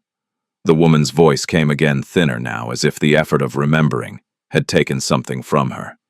"Are you from outside?" "Yes," Amina said quickly. "I came from your home, from your son." Another silence, then fragile and trembling. He thinks I am gone." Amina felt tears spill freely now. "Yes," she whispered. "He was told you died, but he knows now. He sent me." A faint sound of breath on the other side. "He came. Not inside," Amina said. "But he's here. He will come for you, I promise." For a moment, nothing. Then a quiet, broken sob. 5 years, the woman murmured. "They told me.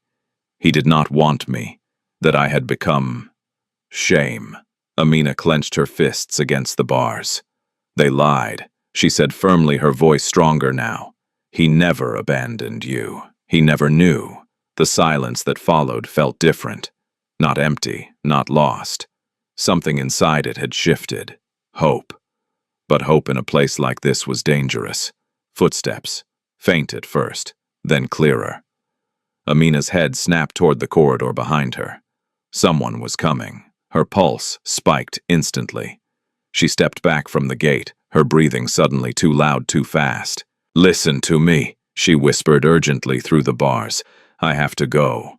I will come back. He will come back. You are not alone anymore." There was movement on the other side, weak, desperate. "Don't. Leave."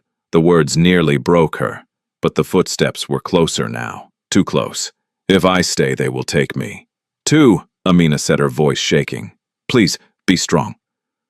A faint hand appeared briefly through the shadows beyond the bars, thin, trembling, reaching without strength. Amina pressed her own hand against the metal where the woman's might have been separated by inches and iron. "I promise," she whispered. Then she turned and moved, fast, silent, controlled. The corridor stretched ahead of her like a test she could not afford to fail. Every step had to be exact. Every shadow had to be used. The faint beam of her flashlight remained covered, flickering only when absolutely necessary. She slipped past the chapel wall, past the laundry alcove, just as a figure turned into the far end of the corridor. A night orderly. He paused, frowning slightly, as if he had heard something.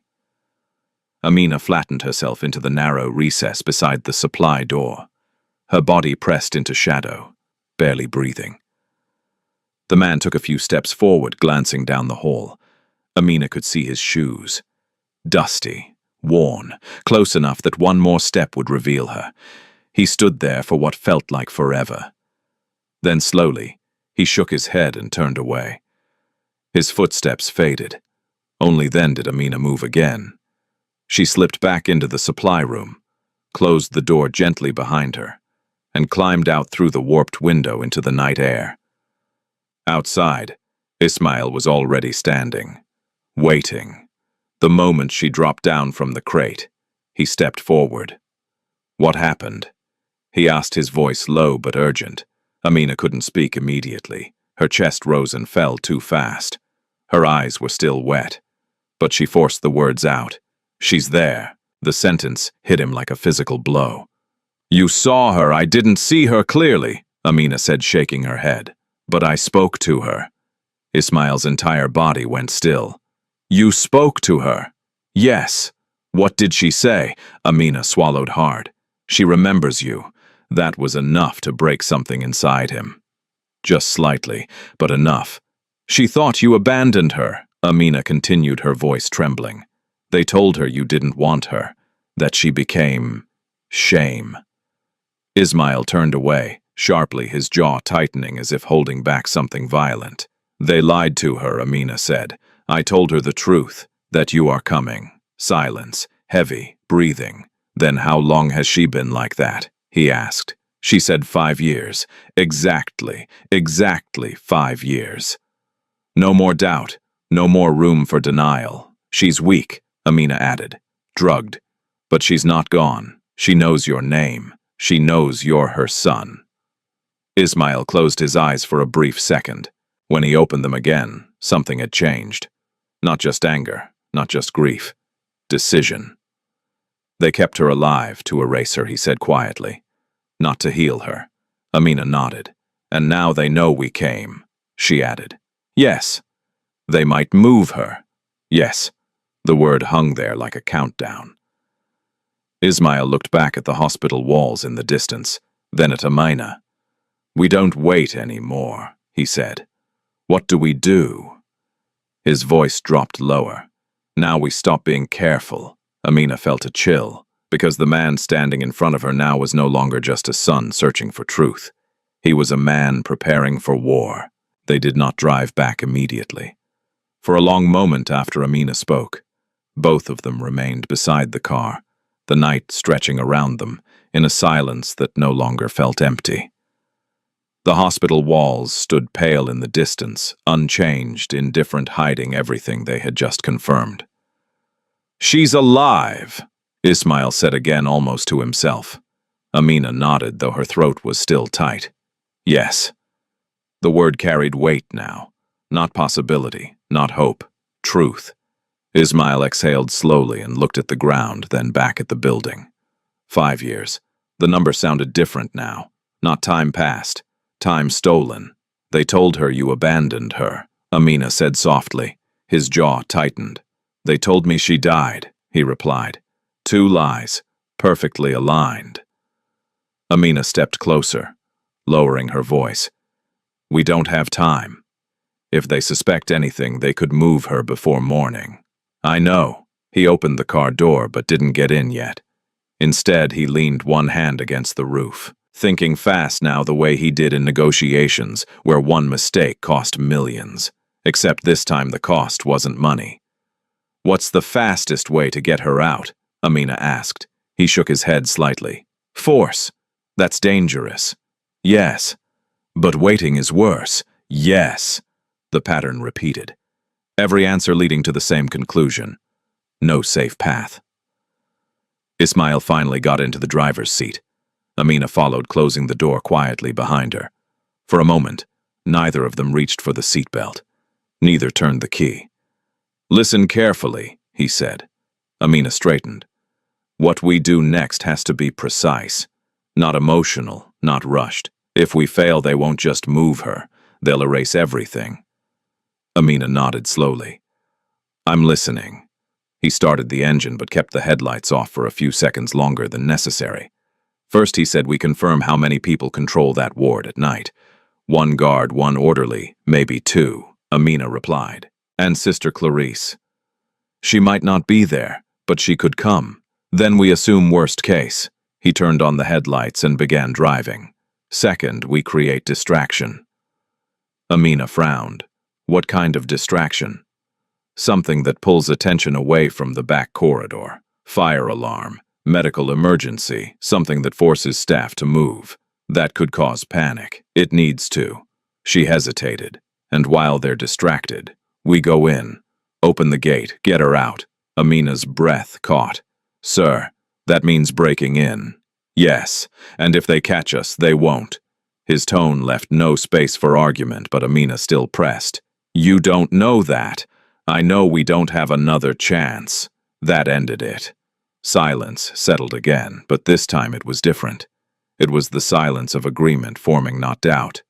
When they reached the outskirts of Dakar, Ismail didn't return directly to the mansion. Instead, he drove toward one of his company's logistics yards, a smaller, less monitored property used for storage and temporary transport coordination. The gate guard straightened immediately when he saw him. Sir, open.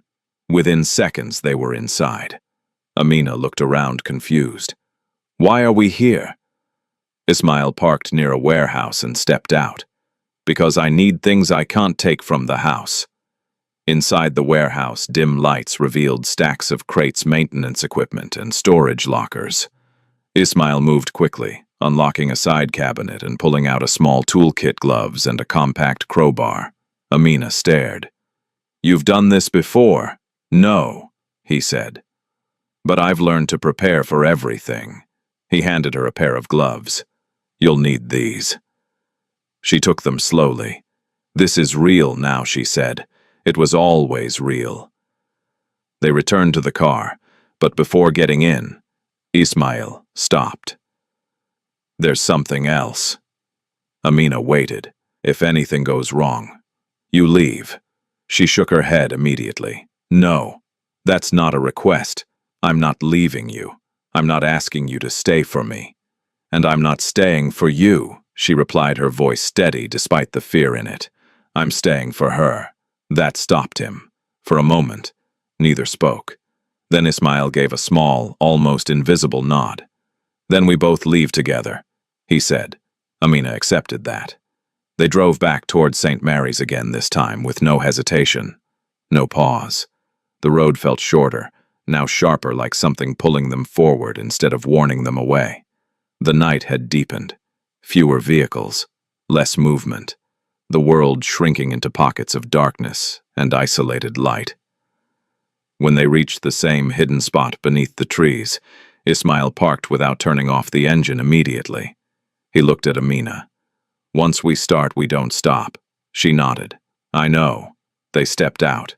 The air felt heavier than before, not just quiet. Waiting. They moved along the wall again, quicker this time, more direct. No hesitation in their steps. No second guessing. At the service path, Amina stopped briefly. I'll trigger the distraction from inside, she said. There's an old electrical panel near the laundry room.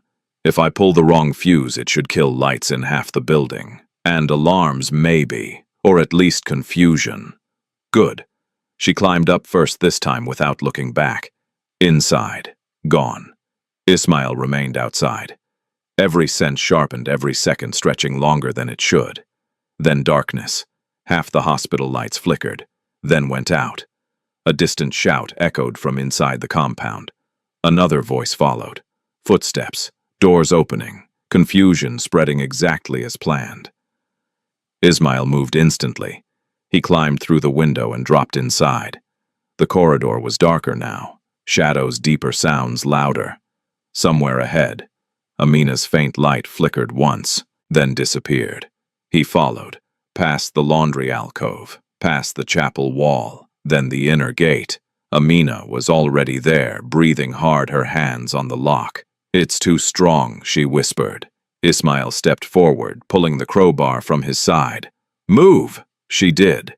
He wedged the metal into the lock seam, his muscles tightening as he forced pressure into the mechanism. For a second, nothing. Then a sharp crack. The lock gave. The gate shifted. Amina grabbed it, pulling it open just enough to slip through. The sound of movement behind them grew louder.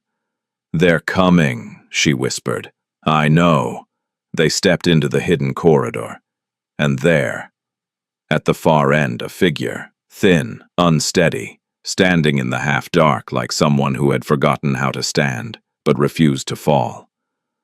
Amina's breath caught. Ismail stopped completely, because even before he saw her face clearly, he knew. "Mama." The word left him before he could stop it. The woman lifted her head slowly. Her eyes, hollow but searching, found his. And in that instant, 5 years of lies collapsed. "My son," she whispered. For a moment, nothing else existed. Not the corridor, not the darkness, not the approaching footsteps echoing somewhere behind them. The world narrowed to a single fragile line between a son and the woman who had been taken from him. Ismail did not move at first. He stood there as if afraid that one step forward might break whatever miracle had allowed this moment to happen. The figure before him looked smaller than he remembered. Thinner, weaker. Her shoulders curved inward as though years had pressed down on her spine. Her headscarf hung loosely, and her clothes, if they could still be called that, were faded, worn, and wrong. But her eyes, even through exhaustion, even through whatever drugs they had forced into her, her eyes were still his mother's. "Mama," he said again, softer now. Her lips trembled. She took one step forward, then another. Each movement looked like effort, like pain, like something her body had forgotten how to do. "Ismail," she whispered. The sound of his name broke the last barrier inside him. He crossed the distance in seconds. Careful at first, then not careful at all. His hands reached her shoulders, hesitated, then pulled her into him as if trying to confirm she was real, solid, alive. She collapsed into his arms. Not dramatically, not like someone fainting, but like someone who had been holding herself upright for years and finally found a place to rest. "My son," she murmured against his chest. "You came." His throat tightened so hard he could barely speak. "I'm here," he said. "I'm here, Mama, I'm here." Behind them, Amina turned sharply. Footsteps, closer now. Voices raised in confusion. "They're coming," she said urgently. Ismail didn't respond. Not immediately, because letting go even for a second felt impossible. "Mama," he said, trying to steady his voice, "we have to move." She didn't answer.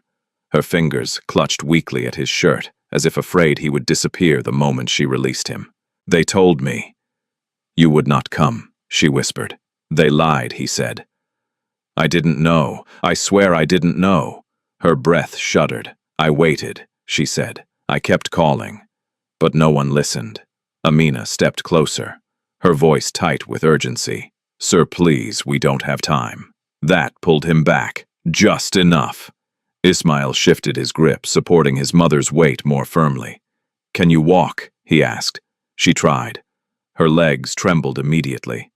Not from fear, from weakness. "She's been sedated," Amina said. "Her body isn't strong enough." Another shout echoed down the corridor. A door slammed somewhere behind them. "They're checking the back," Amina added. Ismail made the decision instantly. He bent and lifted his mother into his arms. She was lighter than he remembered. Too light. as if the years had been taken from her not just in time, but in flesh. She gasped softly, her hand gripping his shoulder. "I'm sorry," he said. "I've got you." Her head rested against him, her voice barely audible now. "Don't! Leave me again! I won't," he said. "Never again." Amina moved ahead of them, guiding the way. This way. They retraced their steps through the narrow corridor, every sound amplified now by urgency. The darkness that had once helped them now felt unstable, shifting with every flicker of failing lights. Behind them, footsteps, faster. "They're coming this way," Amina whispered. Ismail tightened his hold. How far? Less than a minute. They reached the inner gate. Still open, still broken. Amina slipped through first, then turned to help guide Ismail through without hitting the metal frame. Careful. He moved through, his mother held tightly, her breathing shallow but steady. They stepped back into the outer corridor. Then a voice. "Stop!" Amina froze. Ismail didn't. He moved, fast, toward the supply room, toward the window. "Hey!" another voice shouted. "They're in the back!" Footsteps thundered behind them now. Amina reached the supply room first and pushed the door open. Here, Ismail followed, ducking slightly to avoid hitting the frame with his mother in his arms. Inside the room felt smaller than before. "More dangerous," Window Amina said. He moved toward it, but just as he reached the crate, a shadow filled the doorway. The night orderly, breathing hard, eyes wide. "You," the man began. Ismail didn't hesitate. He shifted his weight, turning his body to shield his mother, then drove his shoulder forward. The impact knocked the man backward into the corridor, not violent enough to injure seriously. "But enough. Go," Ismail said. Amina climbed first, pulling herself through the window and dropping outside. Then she turned, reaching up. "Give her to me." Ismail hesitated for only a fraction of a second. Then he lifted his mother, carefully guiding her through the narrow opening. Amina caught her weight awkwardly, lowering her as gently as she could. "Careful, careful."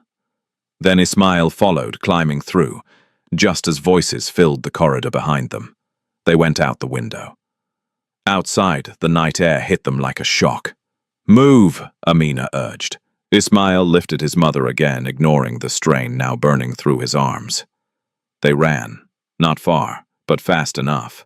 Back along the wall, through the brush, toward the trees where the car waited. Behind them, shouts grew louder. A flashlight beam cut across the outer yard. "They're coming out," Amina said. "I see them." They reached the car. Ismail opened the back door first, carefully lowering his mother onto the seat. Amina slid in beside her, supporting her head. "Go." He was already moving. Engine on, lights on, tires grinding briefly against loose dirt before catching the road. They pulled away, just as two figures emerged from the hospital gate shouting and pointing. But they were too late. The car gained speed, the distance widened, and within seconds, St. Mary's Psychiatric Center began to shrink behind them, its walls returning to silence, as if nothing had ever happened. Inside the car, the only sound was breathing, heavy, uneven, real. Amina adjusted her position, holding Mama Aisatu gently. "It's okay," she whispered. "You're safe now." The older woman's eyes fluttered open slightly. She looked at Amina, then at Ismail in the front seat. Her lips moved. "Home," she murmured. Ismail's grip on the wheel tightened. "Yes," he said, "we're going home." But even as he said it, something else settled into his mind.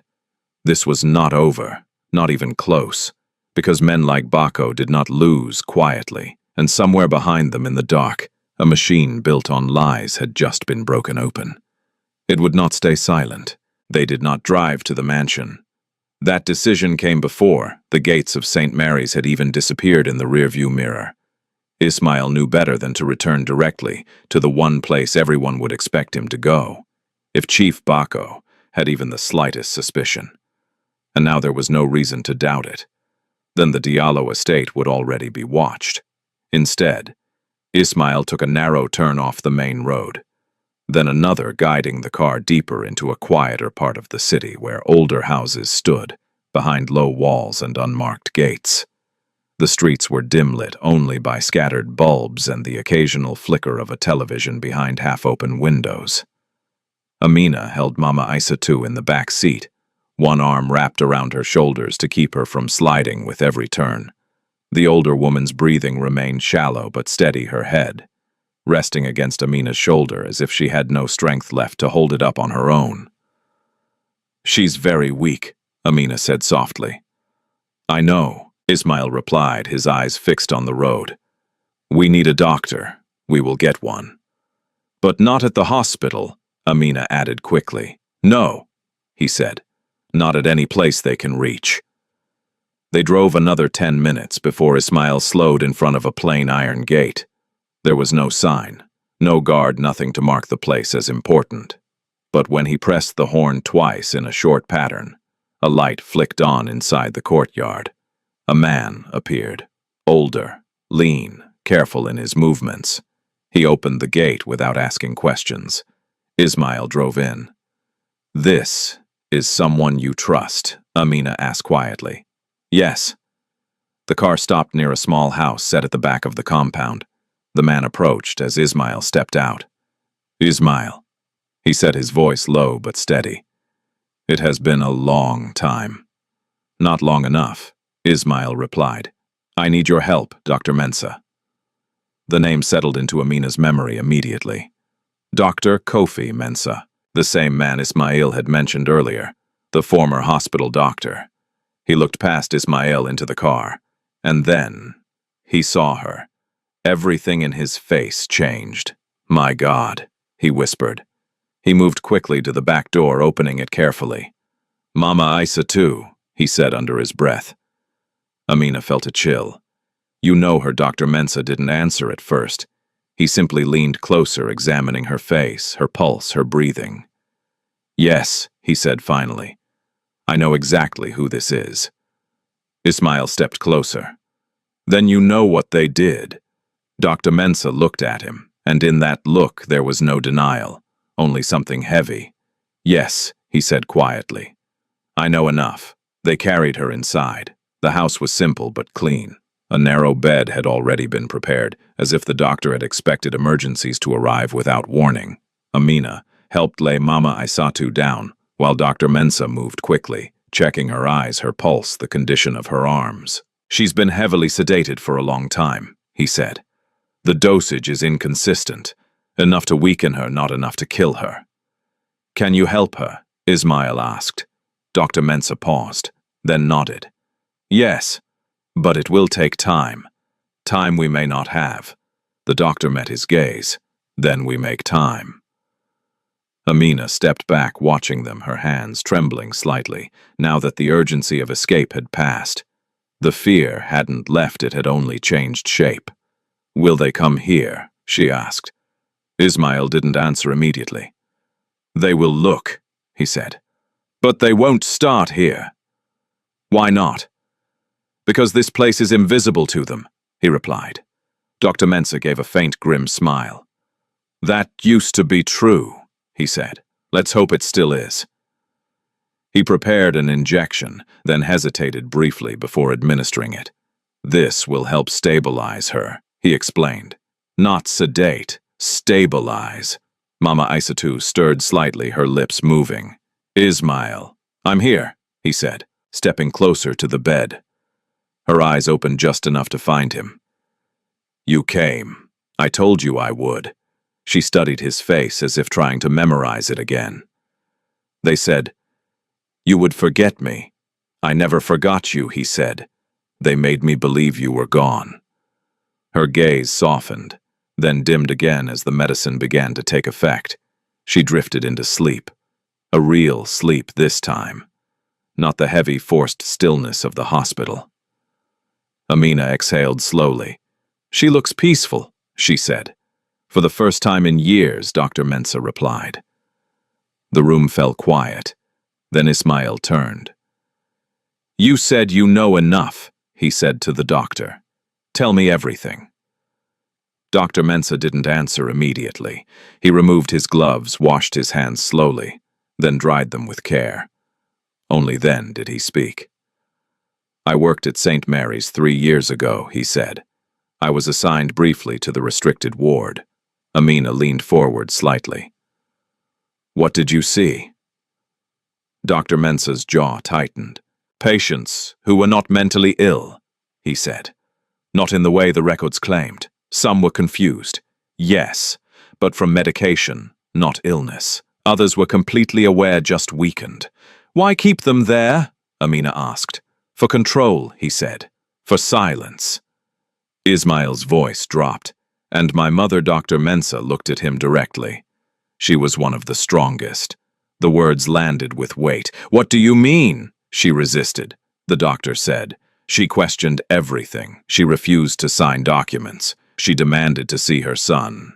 Ismail's hands curled into fists, and they called her unstable. Yes. Who? Dr. Mensah hesitated. Then, a man came often, he said. Not staff, not official, but everyone treated him as if he had authority. Ismail didn't need to ask, but he did anyway. Who? Dr. Mensah met his eyes. Chief Bako Diallo. Silence. Heavy. Final. Amina felt it settle like a stone in her chest. There it was. No more guessing. No more doubt. Ismail didn't react immediately. Not outwardly. But something inside him shifted. Deep. Permanent. What did he want from her, he asked. Signatures, Dr. Mensah replied. Control over assets. Legal authority. And when she refused, they labeled her unstable, the doctor said. Declared her mentally unfit. Moved her to restricted care. Amina covered her mouth. They buried someone else, she whispered. Yes, Dr. Mensah said. Someone who could not be identified easily. The room felt smaller, darker, more dangerous. They planned everything, Ismail said. Yes, for years, yes. A long silence followed. Then Amina spoke. What happens now? Dr. Mensah looked at Ismail. That depends on him. Ismail stood still for a moment. Then he turned back to the bed. To his mother. To the woman who had been erased, hidden, silenced, and had still held on to his name. When he spoke, his voice was no longer uncertain. No longer searching. It was clear. Cold. And final. Now, he said, we end this. Morning came slowly to Dr. Mensah's compound, but none of them felt rested. Amina had not slept at all. She had remained by the bedside through the night, adjusting the thin blanket over Mama Aissatou, wiping her forehead gently when fever threatened to rise, and watching each breath as if counting them could somehow keep them steady. Every time the older woman stirred, Amina leaned closer, listening, hoping to hear something more than fragments, something stronger than the broken whispers of memory. Ismail had not slept either, but unlike Amina, he had not stayed still. He moved between rooms in quiet, controlled steps, making calls from the secondary phone, writing notes, pulling files from memory and aligning them with what he now knew. Every detail of the past 5 years was being re-examined, not emotionally but strategically, because now it was no longer about rescue. It was about exposure. By the time the sun rose fully, the air in the compound had shifted from fear to preparation. Dr. Mensah stepped into the room, carrying a small tray of medicine. He checked Mama Aissatou's pulse again, then nodded slightly. She's stabilizing, he said. Amina exhaled in relief. Will she wake up properly today? Maybe briefly, he said. But her body needs time to recover from prolonged sedation. Ismail stood near the doorway. Can she speak for short periods? That's enough. Dr. Mensah looked at him carefully. You're thinking ahead. I have to. The doctor set the tray down. Then listen to me carefully, he said. If you push her too soon, you risk losing clarity. What you need from her testimony, recognition, memory must come when her mind is steady. Ismail nodded once. I understand. Amina looked between them. You're not just planning to hide her, she said. No, Ismail replied. You're planning to expose everything. Yes. The word settled heavily in the room, because exposure meant danger.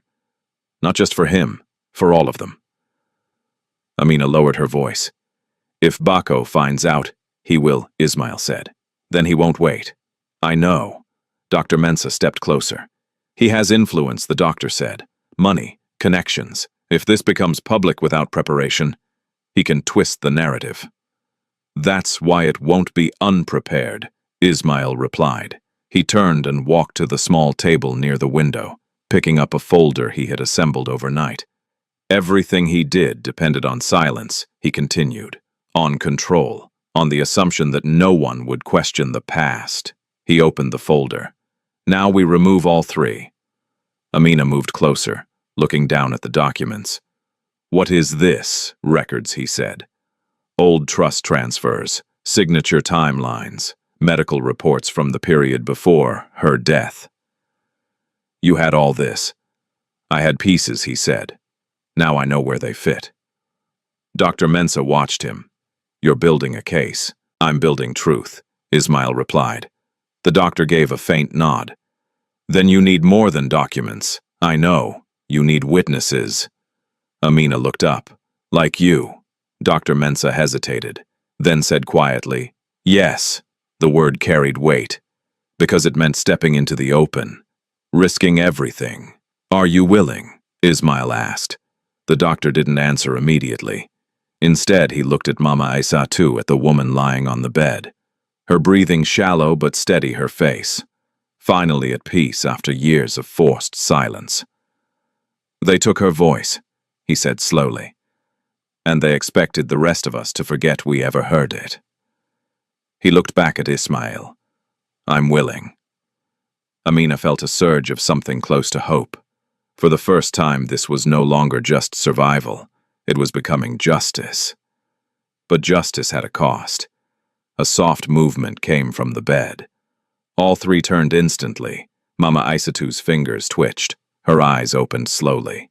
This time they were clearer. Not fully, but clearer than before. Ismail, she whispered. He moved to her side immediately. I'm here. Her gaze found him, stayed. For a moment she simply looked, as if confirming that this was not another illusion, not another trick of the mind. You came back, she said. I never left, he replied softly. They kept us apart. Her eyes filled with tears. They told me I was sick, that I imagined everything. You weren't, he said. You were right. She swallowed weakly. Bako, she murmured. The name changed the air.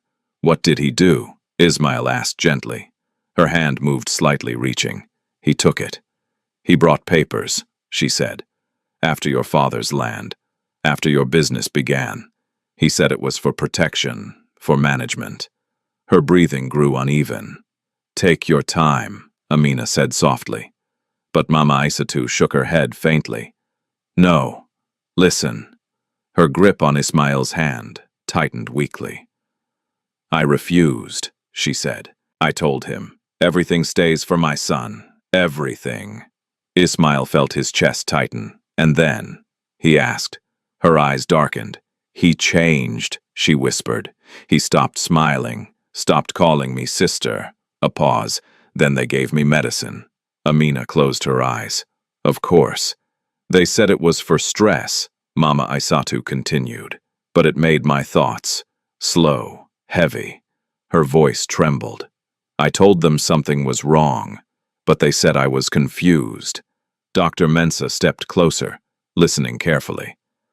They built the illness around her, he said quietly. Mama Aissatou nodded weakly. Yes. She looked at Ismail again. I tried to tell you, she said. Before your trip, I tried. He felt something break inside him. I should have listened, he whispered. You trusted family, she said. That is not a crime. The words hit deeper than anything else, because they were true. Her eyes began to close again, but she forced them open.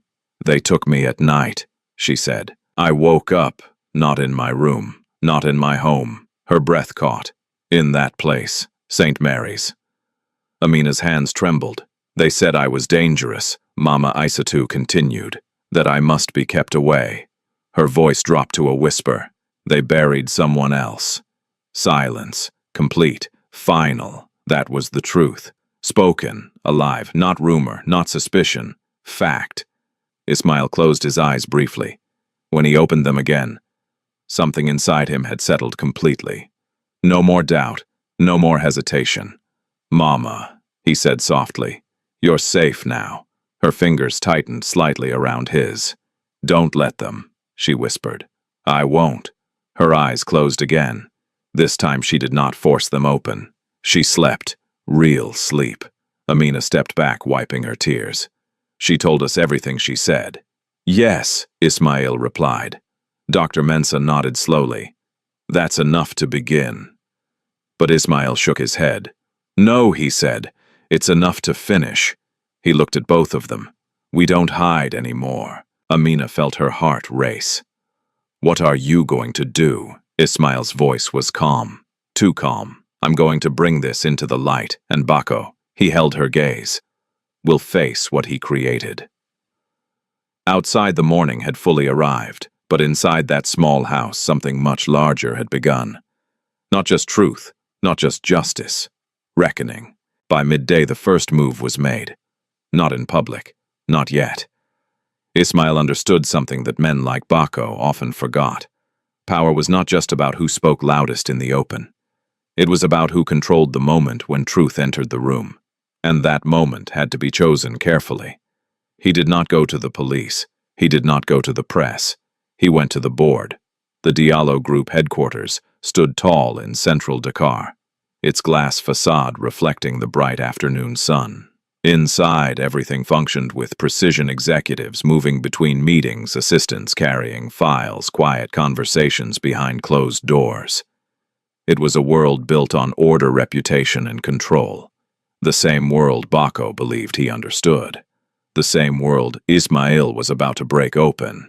At exactly 2 p.m., an emergency board meeting was called. No agenda was shared. That alone was enough to create tension. Senior executives gathered quickly, their expressions cautious. Among them were longtime partners, legal advisors, financial controllers, people who had watched Ismail build his empire and who respected him, not just for his wealth, but for his discipline. At 2:07 p.m., Chief Bako Diallo arrived. He walked in with his usual calm authority, dressed immaculately, his expression composed, but his eyes were sharper than before. He had heard something. Not everything, but enough to know that something had shifted. He took his seat without greeting anyone. At 2:10 p.m., Ismail entered. The room fell silent instantly. There was something different about him. Not louder, not angrier, just resolved. He did not sit immediately. Instead, he stood at the head of the table, looking at each person in the room, one by one. Not quickly, not nervously, deliberately. Then he spoke. "Thank you for coming on short notice." No one responded. No one needed to. "I'm aware this is unusual," he continued, "but what I am about to present requires immediate attention." He nodded toward the legal advisor, who dimmed the lights slightly as a screen came to life at the front of the room. A file appeared, then another, then a timeline. 5 years ago, Ismail said my mother, Mama Aissatou Diallo, was declared dead. Bako did not move, not a single muscle. That death, Ismail continued, was accepted by all of us, processed, mourned, closed. A pause. Then it was a lie. The room shifted, subtle but unmistakable. A few executives leaned forward slightly. Others exchanged quick glances, but no one spoke. Ismail clicked the remote. A document appeared on the screen. Medical reports from the final days before her death, he said. Notice the signatures. Another click. Now compare them to these. A second set of documents. Subtly different, but enough. The legal advisor frowned. That's not consistent, he murmured. No, Ismail said. It isn't. Another click. A financial record appeared. Payments from a legacy trust, KD Family Welfare, over the last 5 years. Another click. Transferred to St. Mary's Psychiatric Center. The room went completely still. Bako's fingers tightened slightly on the table. Still calm, still silent, but no longer untouched. Ismail turned toward him. "Would you like to explain that, Uncle?" The word landed differently now, not with respect, with exposure. Bako leaned back slightly. "I don't know what you're implying," he said smoothly. "You do," Ismail replied. "No," Bako said. "What I see is a series of documents taken out of context. Then provide the context." Bako smiled faintly. "This is not how serious matters are handled, Ismail. If you have concerns, we discuss them privately." "No," Ismail said. The word cut through the room. "We discuss them here." Another click. The screen changed, this time a photograph, grainy, black and white, but unmistakable. Mama Isa too, alive, in St. Mary's. The reaction was immediate. Gasps, shock. One of the board members stood halfway up from his chair. "Yes," Ismail said. "That is my mother." Silence crashed down, heavy, irreversible. Bako's composure cracked, just slightly, but enough. "That proves nothing," he said, though his voice had lost its earlier smoothness. "Old image. Fabrication." "She spoke this morning," Ismail interrupted. "That stopped everything." "She spoke," he repeated, "and she confirmed everything." Bako's eyes hardened. "This is madness." "No," Ismail said. "This is truth." He stepped closer to the table. "You drugged her," he said. "Declared her unstable, removed her, replaced her. That is an accusation without what Ismail cut in. Without fierce, room was no longer neutral. It had shifted. Toward him, Bako saw it. He stood slowly.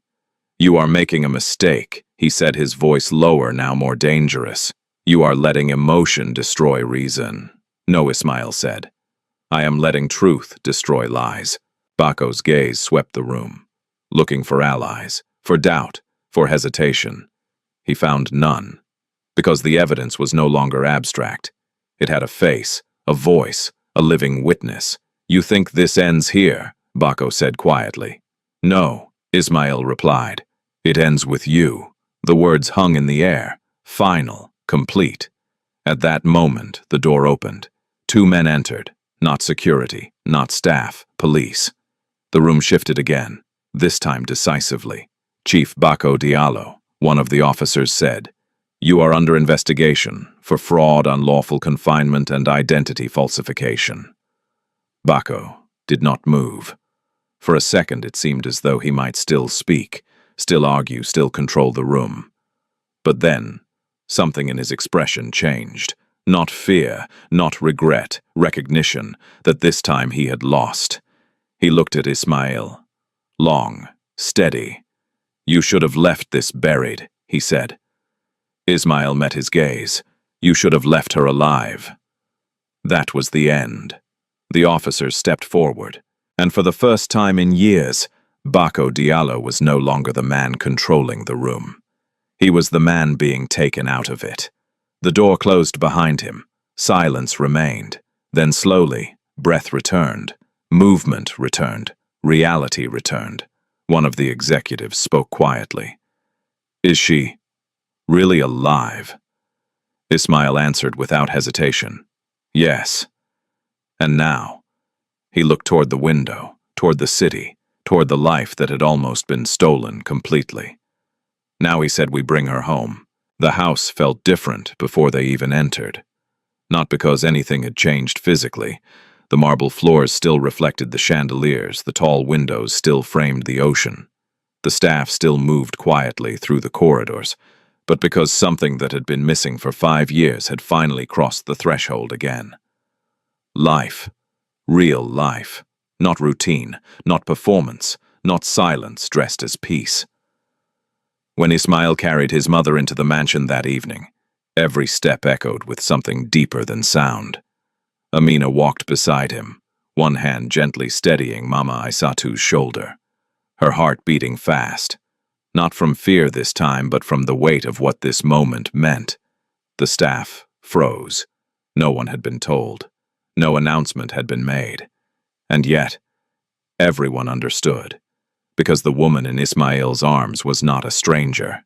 She was memory. She was history. She was the name that still lived quietly in the house, even when no one spoke it aloud. "Mama!" Ibrahim whispered, stepping forward slowly, disbelief trembling in his voice. Mama Aisatu's eyes opened slightly at the sound. Recognition flickered. "Ibrahim," she murmured. The old man's knees nearly gave way. "She remembers," Amina whispered. "Yes," Ismail said softly. "She remembers." They brought her to the east wing, to the room that had been locked for 5 years. Ismail paused at the door, the key already in his hand. For a brief second his breath caught. This room had been a shrine, a place of grief, of finality. Now it was something else. He opened the door. The scent of time greeted them again, but it no longer felt heavy. It felt waiting. They laid her on the bed carefully, the same bed she had once slept in, the same space that had held her absence, now holding her return. Dr. Mensah had arrived earlier and prepared what he could: clean sheets, light medicine, water, a small tray of food that might be tolerated once her strength returned. Amina adjusted the pillow gently. "Rest," she said softly. Mama Aisatu looked around the room, slowly, her gaze moving from the window, to the dresser, to the chair where her shawl still lay. Her fingers trembled slightly. "Home," she whispered. "Yes," Ismail said, kneeling beside her. "You're home."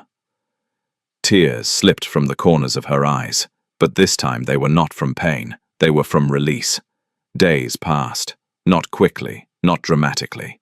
Healing did not move like that. It came in small things, in breaths that grew steadier, in sleep that no longer fought the body, in moments when memory returned without confusion.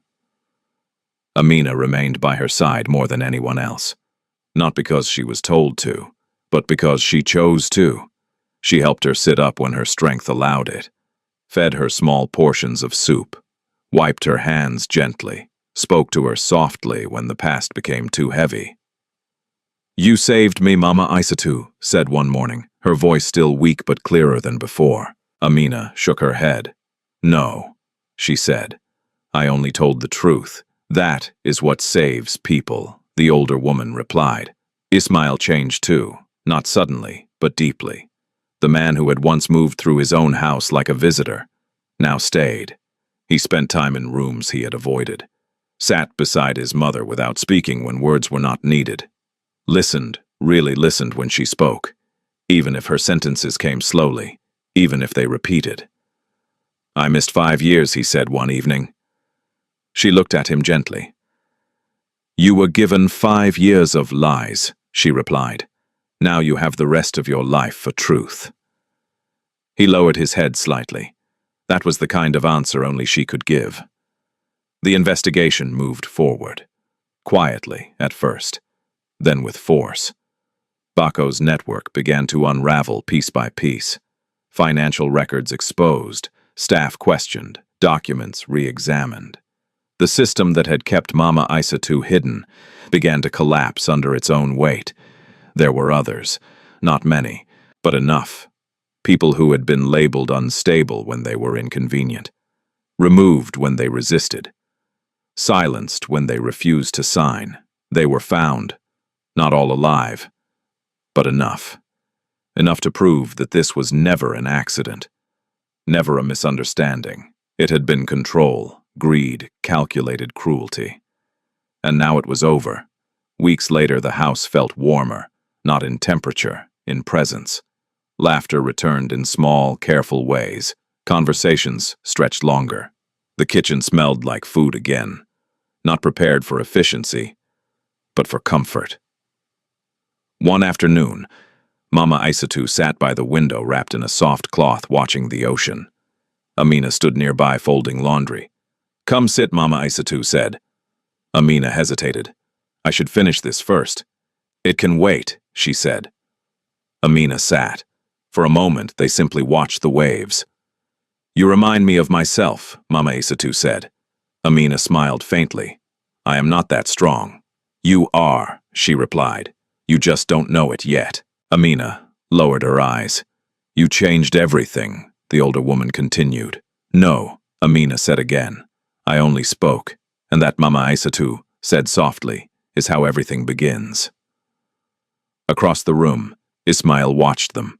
Quiet, present, no longer alone, and for the first time in years, he felt something he had not allowed himself to feel. Peace, not perfect, not complete, but real.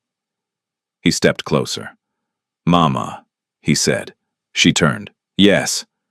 There is something I want to ask. She waited. He glanced briefly at Amina, then back at her. I don't want this house to feel empty again, he said. Her eyes softened. It won't, she replied. He nodded, but there was more. He turned to Amina. You don't have to stay here as staff anymore, he said. You can choose something else. Study, work differently, live freely. Amina looked at him, then at Mama Aisatu, then back at him. I will stay, she said. Why, she smiled gently. Because this is not just your home anymore. Silence followed. But it was a good silence. A full one. A healed one. Outside, the ocean continued its endless rhythm. Inside, something broken had been restored. Not perfectly, not without scars, but honestly. And that was enough. Some truths do not disappear when they are buried. They wait. They wait in silence, in hidden places, in the quiet strength of people who refuse to forget. And sometimes all it takes to bring them back into the light is one voice, one person brave enough to say, this is not right. Amina was not powerful. She had no money, no influence, no protection. But she had something stronger, honesty without fear, and that honesty changed everything. Ismail had power, but power alone could not save his mother. It was truth, courage, and the willingness to face pain that brought justice. And Mama Aisatu, she endured what no one should ever endure. Yet even in darkness, she held on to one thing, her love for her son. That love became the thread that led him back to her.